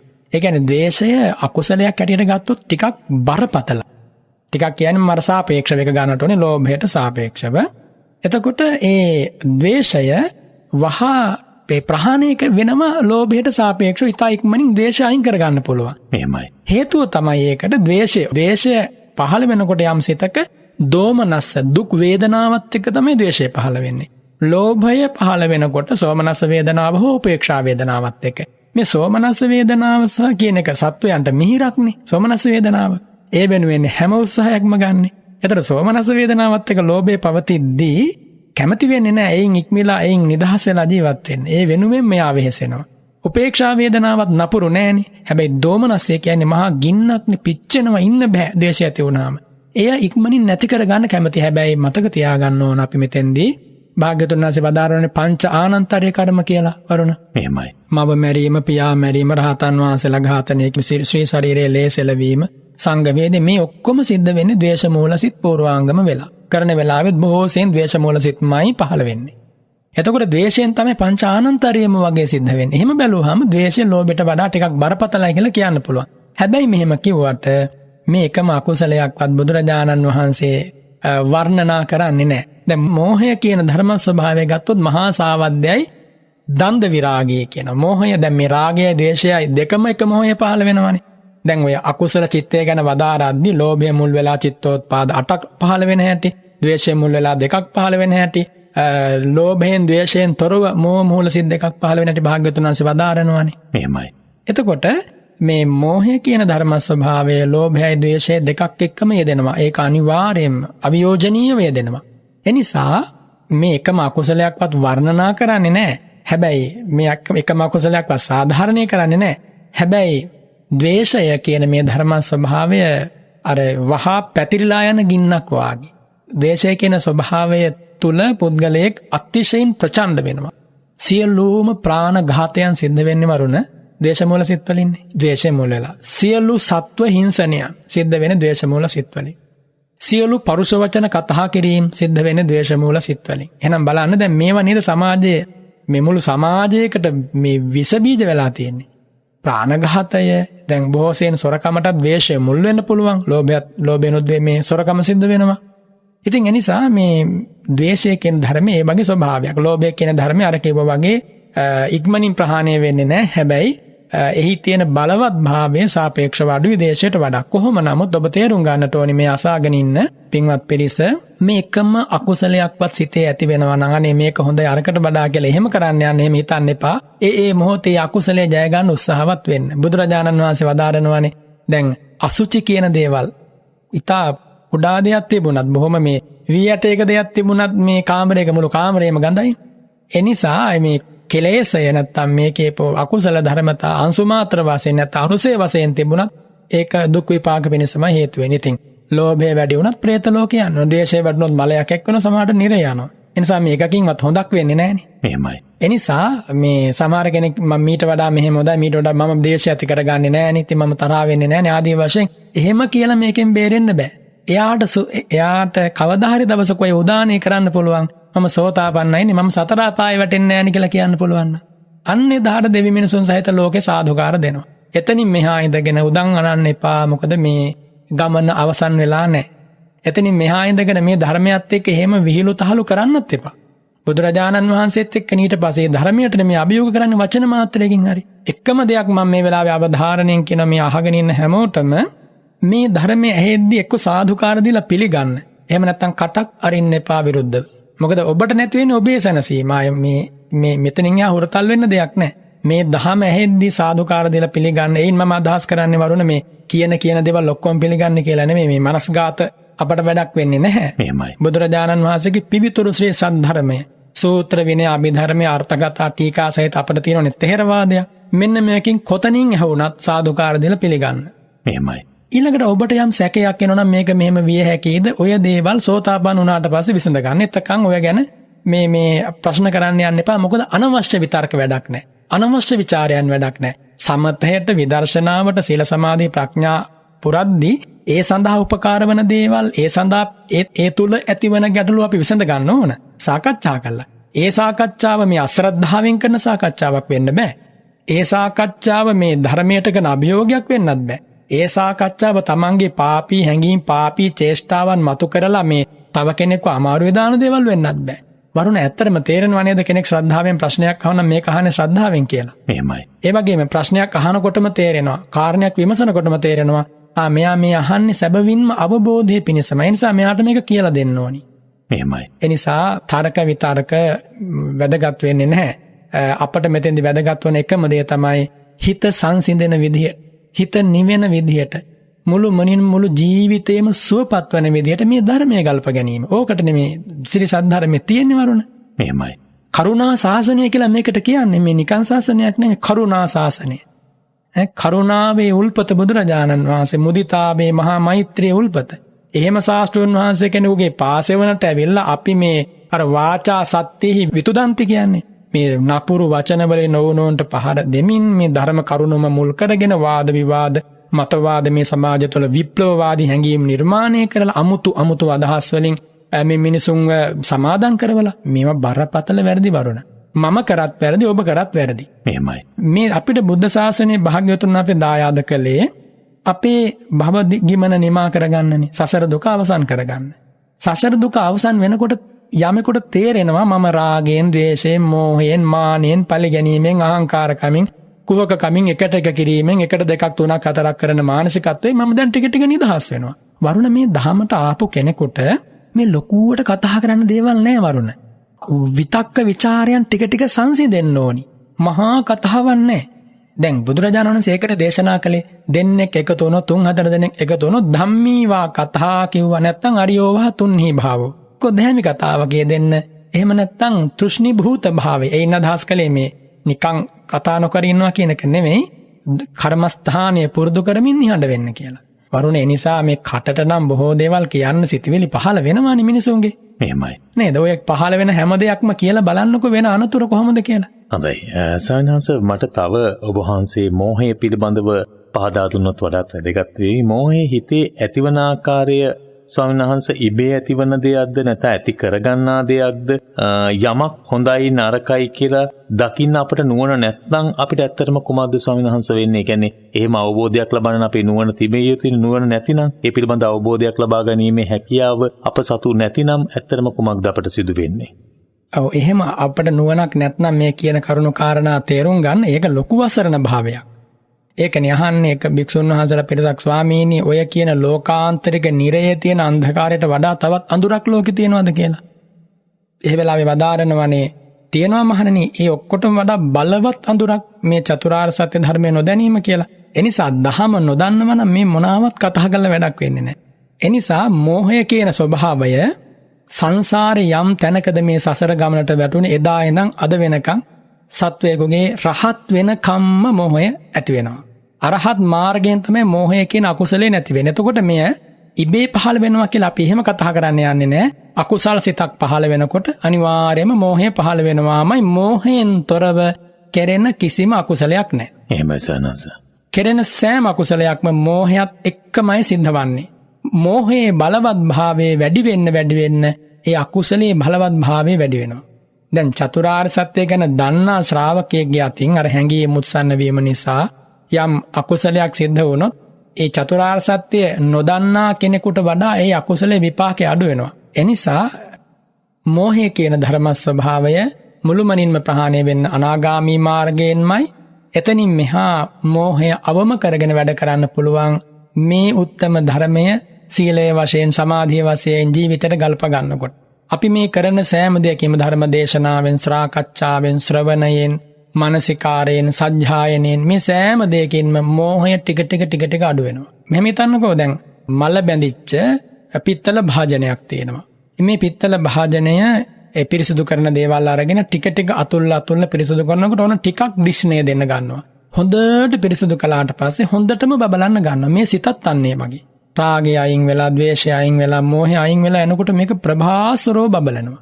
එහෙමයි සනස. මේ සිතේ බලයේ වචන වලින් කියන්න බෑ. මට මතක් වෙනවා ඔය වරුණ ඒ කාලේ එක ස්වාමීන් වහන්සේ කෙනෙක් හිතනවා මේ රුවන්වැලිසෑය වන්දනා කරලා ඒ ස්වාමීන් වහන්සේ නිතර වඩින රුවන්වැලිසෑය වන්දනා කරන්න. වන්දනා කරලා ඇවිල්ලා හිතනවා ඊයේ මේ වෙලාවට මම රුවන්වැලිසෑය ළඟනේ හිටියේ. මේ වෙලාවේ මම මෙහෙම දේවල් කරා. දැන් මේ වෙලාවෙත් මිනිස්සු ඇවිල්ලා පහම් පත්තු කරලා පන්දම් පත්තු කරලා මේ රජ කාලේ පන්දම් පත්තු කරලා මෙහෙම ආලෝක පූජා, ශබ්ද පූජා මේවා කරනවා ඇති කියලා සිම්මල් පූජා කරනවා ඇති. රහතන් වහන්සේලා දැන් වන්දනා කරනවා ඇති කියලා සිහිපත් වෙනවා. සිහිපත් වෙනකොට ඇතිවන ප්‍රීති වේගය නිසා හරියට පන්දුවක් වාගේ මහ පොළවෙන් ශරීරයේ ඉස්සෙලා රුවන්වැලිසෑය මළුවට යනවා ස්වාමීන් වහන්සේ. ඒ යන්නේ ධ්‍යාන බලයෙන් නෙමෙයි ප්‍රීතිය නිසා. ඒ කියන්නේ මේ දහම කාවැදුනහම ජීවිතයට ඒ තරම් ප්‍රීතියක්. ඒ ප්‍රීතිය ඇති වෙන්න මේ දහම තරම් මිහිරක් තවත් මේ පුද්ගලයාට නැහැ. එනිසා මෝහයෙන් තොරව මෝහයෙන් නිදහස්ව සැනසීම ලබන්න පුළුවන් එන්නේ මහා රහත් වීමෙන් අනතුරුව. ඒ දක්වා මෝහය අවම කරගෙන යන ප්‍රතිපදාවක් තමයි බුදුරජාණන් වහන්සේ මේ දේශනා කොට වදාළේ. හොඳයි, අපට සමුගන්නත් ක්‍රමක්‍රමයෙන් කාල වේලාව උදා වෙලා තිබෙන්නේ. අපිට බාහිරින් වැඩසටහන ශ්‍රවණය කරපු අපේ ශ්‍රාවිකාවකගේ ප්‍රශ්නයක් තියෙනවා ස්වාමීන් වහන්සේ ඔබ වහන්සේගෙන් අද විමසා දැනගන්නට අවශ්‍යයි කියලා මා වෙත යොමු කරලා තිබුණු. එය සාමාන්‍යයෙන් එතුමිය මා වෙත ඉදිරිපත් කරන විටම සිහිපත් කළේ අපේ පූජනීය බලංගොඩ රාධ ස්වාමීන් වහන්සේ ශ්‍රද්ධාව ජනනය වන ආකාරයෙන් සිදු කරන්නා වූ ඒ උතුම් වූ බුදුරජාණන් වහන්සේගේ ගුණ සිහිපත් කරමින් සිදු කෙරෙන පින්කම් මාලාවන්ට නිරන්තරයෙන්ම සහ සම්බන්ධ වුණාය කියලා එතුමිය බොහොම ගෞරවයෙන් සිහිපත් කළා. එතුමිය විමසා සිටිනවා ස්වාමීන් වහන්සේ යම් ආකාරයකට බුදුරජාණන් වහන්සේ වෙනුවෙන් එවැනි පින්කමක් සංවිධානය කරන විට ඒ උතුම් වූ ශ්‍රී සර්වඥ ධාතුන් වහන්සේලා වැඩහිඳිනා චෛත්‍ය රාජාණන් වහන්සේලාට කංචුක පූජා කිරීම, කංචුකයක් පැළඳවීම කොතෙක් වටිනවාද? එහෙම පින්කමක් බෞද්ධ ශාසනය තුල තිබෙනවාද? මොකද මා එහෙම විමසා සිටින්නේ ඇය සිහිපත් කරන විදිහට. ඇතැම් විට මේ පිළිබඳ පසුගිය දවස්වල මේ සමාජ මාධ්‍ය හරහා දැඩි ලෙස ගැරහුමකට ලක් වුණා. කංචුක වන්දනාවක්, කංචුක පූජා කිරීමක්, පැළඳවීමක් බෞද්ධයන්ට කොහෙන් ආවද දන්නේ නැහැ. එහෙම දෙයක් කොහෙවත් සඳහන් වෙලා නැහැ. ඒ වගේ දෙයක් අවශ්‍ය නැහැ කියලා සඳහන් වෙලා තිබුණා. ඒ නිසාමයි එතුමිය විමසා සිටියේ ඔබ වහන්සේගෙන් මෙවැනි පින්කම් තුලදී කරන්නා වූ එය අනර්ථය පිණිස හේතු වෙන යම් පින්කමක් බවට පත් වෙනවාද කියන කාරණය. පළමු කොට මම මතක් කරනවා බුදුරජාණන් වහන්සේගේ ශ්‍රාවකයෝ කරන කිසිම පින්කමක් නම් ගරහන්න එපා. බුද්ධ පූජාවක් ඇටියට කැපසරුප් ආකාරයෙන් කෙරෙන කිසිම පින්කමක් මා හෝ ඔබ හෝ කවුරු හරි භික්ෂුවක් හෝ ගරහනවා නම් මතක තබා ගන්න සත්පුරුෂයෙක් නෙමෙයි කියලා. ඒ වගේම දැන් ඔය ඇහුවේ දැන් ඔය කංචුක පූජාවනේ. ඒකටත් මම එක කාරණයක් කියලා උත්තර දෙන්නම්. භාතිය රජතුමා කියන්නේ රහතන් වහන්සේලා වැඩ හිටපු කාලේ පහළ වෙච්ච ඉතිහාසයේ ශ්‍රද්ධා සම්පන්න රජ කෙනෙක්. දුටුගැමුණු රජතුමාගෙන් පස්සේ භාතිය රජතුමා මුළු රුවන්වැලි සෑයටම 70ක් වාගේකින් අදහස් කරන්නේ මේ ඒකට කියන්නේ කංචුකයක් කියලා. කංචුකයක් මුළුමනින්ම පළඳනවා. මුළුමනින්ම. ඒ කියන්නේ මුළු සෑයම වැහෙන්න කංචුකයක් පළඳනවා. ඒ වගේ කංචුක පූජාව ඒ තරම් ඉතිහාසයක් තියෙන එකක්. උදාන පාළියෙම අරගෙන බලන්න මේ කාලේ මිනිස්සු දජ පතාක පූජා කරලා තියෙනවා. ඒකක් එක්තරා කොඩි පූජාවක් වරුණ. එහෙමයි සන්නස්. කංචුක කියන්නේ ඇත්තටම කොඩි පූජාවක්. ඒ කොඩිය මේ කොයි විදිහට දැන් අපි හිතමු රුවන්වැලි මහා සෑය රජාණන් වහන්සේගේ පේශාවල්ලු වටේ පේශාවල්ලු වලින් උඩ තියෙන ගර්භයේ පාදම වටේනේ දැන් ඔය පළඳවන්නේ සාමාන්‍යයෙන් අපි දකින විදිහට එක උදාහරණයක් ගත්තොත්. ඉතින් කෙනෙකුට පුළුවන් ඔය නම් අර පිට තියෙන ඇත්පවුර වටේ උනත් පළඳන්න කිසි ප්‍රශ්නයක් නැහැ. තමන්ගේ ධනයේ පමණින් කරන්න මේ දේවල් විවේචනය කරන්න ඉක්මන් වෙන්න එපා. කිසි කෙනෙක් ඔය අනවශ්‍ය ප්‍රශ්න සමාජයේ මතු කරලා තමනුත් පෙරහිලා මුළු ජන සමාජයක් අගාධයට දාන්න හොඳ නැහැ. ඒ නිසා අපිට තියෙන මේ වරුණ දැන් හිතන්න ඔය අනුරාධපුර මහා සෑය සමිඳු ළඟට යන හැමෝටම ඔහොම කොඩියක් පූජා කරගන්න බෑනේ තනියම. එහෙමයි සන්නස්. අනේ අර අහිංසක උපාසකම්මල උපාසක තාත්තලා මේ කවුරු හරි කෙනෙක් කංචුකයක් අරන් යනකොට අත තියලා සාදු කියනවා. ඔය මනුස්සයාට ඔය සාදු කියන එක හේතු වෙනවා චතුරාර්ය සත්‍ය අවබෝධ කරගන්න. ඔය ධර්මීය දන්නේ නැති අය, ඉතිහාසය ගැන දන්නේ නැති අය, අර්ථකථාව ගැන දන්නේ නැති අය, ටීකාව ගැන දන්නේ නැති අය මේ ශාසන ඉතිහාසයේ පසුබිම ගැන නොදන්නා අයගේ ਵਿਚාරයන්ට සවන් දෙන්න කාලය යොමු කරගන්න එපා. මම මේ කියන්නේ මෙන්න මෙහෙම අවවාදයක් දෙන්නම් අන්තිමට වරුණ. ඔබ යම් ධර්ම කතාවක් ශ්‍රවණය කරද්දී ඔබේ හිතේ ශ්‍රද්ධාව ඇති වෙන්නේ නැත්නම් ඔබේ සිතේ කෙලෙස් පාලනයක් ඇති වෙනවා මේ ධර්මයේ මම නිමෙනවා කියලා තේරෙන්නේ නැත්නම් ඔබ ඇවිස්සෙනවා නම් තව කෙනෙක් එක වාද කරන්න හිතෙනවා නම් බැනවදින්න හිතෙනවා නම් නැති ප්‍රශ්න ඇති කරන්න හිතෙනවා නම් ඒ ධර්මය අහන එකෙන් නම් ඇතිවන පළක් නැහැ. එහෙමයි සන්නස්. ඒක නාසා ඉන්න කීට වඩා හොඳයි. එනිසා ශ්‍රද්ධාව ඇති වෙලා හිත පිරිසිදු වෙලා දැසට කඳුලක් වෙනවා බුදුරජාණන් වහන්සේ ගැන සිහි වෙනකොට අන්නේ දහම අහලා ඔබ සුවපත් වෙන්න. හොඳයි. එහෙමනම් මේ සුවපත්භාවය ඒ ගෞරවය ඔබේ හිතේ ඇති කරන්නට තමයි අපි නිරන්තරයෙන්ම ඉරිදා සිත්නේ තසපුව තුළ මෙලෙසින් උත්සාහ දරන්නේ. විශේෂයෙන්ම ශ්‍රද්ධාව සම්ප්‍රයුක්ත ඔබේ හිතින් කරන්නා වූ මේ මහා කුසල ශක්තිය, ඒ වගේම ප්‍රඥාව සම්ප්‍රයුක්තව ඔබ කරන්නා වූ මේ මහා කුසල ශක්තිය ජීවිතයේ සැනසුම උදාපත් කර දෙන වග අපේ ගෞරවනීය දේශකයන්න් වහන්සේ පහදා දුන්නු ඒ අනුශාසනාව ඔස්සේ මනසේ පැහැදිලි වුණා අපට. විශේෂයෙන් අපි තර්කානුකූල සමාජයකට නැත්නම් වාද විවාද සම්පන්න සමාජයකට නොව ධර්මය අපේ ජීවිතයටයි ගලපා බැලිය යුත්තේ. ඒ නිසා බුදුරජාණන් වහන්සේ වෙනුවෙන් කරන්නා වූ ඕනෑම කටයුත්තක්, පූජාවක්, ගෞරවය මුසුව, ශ්‍රද්ධාව මුසුව, ප්‍රඥාව මුසුව සිදු කරන්නා වූ අපට ඒ තුළ ලැබෙන්නා වූ සැනසීම අපමණයි. ඒ සඳහා ඔබට තවත් ඒ උතුම් කටයුතු සිදු කරන්නට ශක්තිය ධෛර්යය ලැබේවා කියලා ප්‍රාර්ථනා කරනවා. අද වැඩසටහන තුළ මේ උතුම් දහම්මග මනසේ පහදලා දුන්නු අපේ සිතට ශ්‍රද්ධාව ජනනය කරන්නට කටයුතු කරපු, ඒ වගේම මෙලෙස මහා පින්කම් සිදු කරමින් ඒ කරන්නා වූ පූජාවන්හි වටිනාකම, ආශිර්වාදය අපට නිරන්තරයෙන්ම ලං කරන්නට කටයුතු කරන බෙලිහුල්ලය සීල සමාහිත ආරණ්‍ය සේනාසන වාසී අභිධර්ම කතිකාචාර්ය, ත්‍රිපිටකාචාර්ය, ත්‍රිපිටක විශාරද ශාස්ත්‍රපති රාජකීය පඬිත පූජනීය බලංගොඩ රාද ස්වාමීන් වහන්සේට මේ සත් කටයුතු මෙලෙස පූජාවන්, ශ්‍රද්ධාව ජනනය වන මහා පින්කම්, ප්‍රඥාව කරා ගෙන යන දහම් අවවාදයන් තවත් මේ සසුන් කෙත අස්වද්දමින් සිදු කරන්නට ශක්තිය ධෛර්යය ලැබේවා. නිදුක් නිරෝගී දීර්ඝායුෂ ස්වාමීන් වහන්සේට හිමි වේවා කියලා ප්‍රාර්ථනා කරනවා. එලෙසින් රැස් කරන්නා වූ කුසලයේ මහානුභාව ශක්තියෙන් උන්වහන්සේට මේ උතුම් වූ සම්බුද්ධ ශාසනයේ උතුම් නිර්වාණ සුවය අත්විඳින්නට ඒ කුසල් පාරමිතා වේවායි කියලා ප්‍රාර්ථනා කරමින් අද දවසේ වැඩසටහනෙන් අපි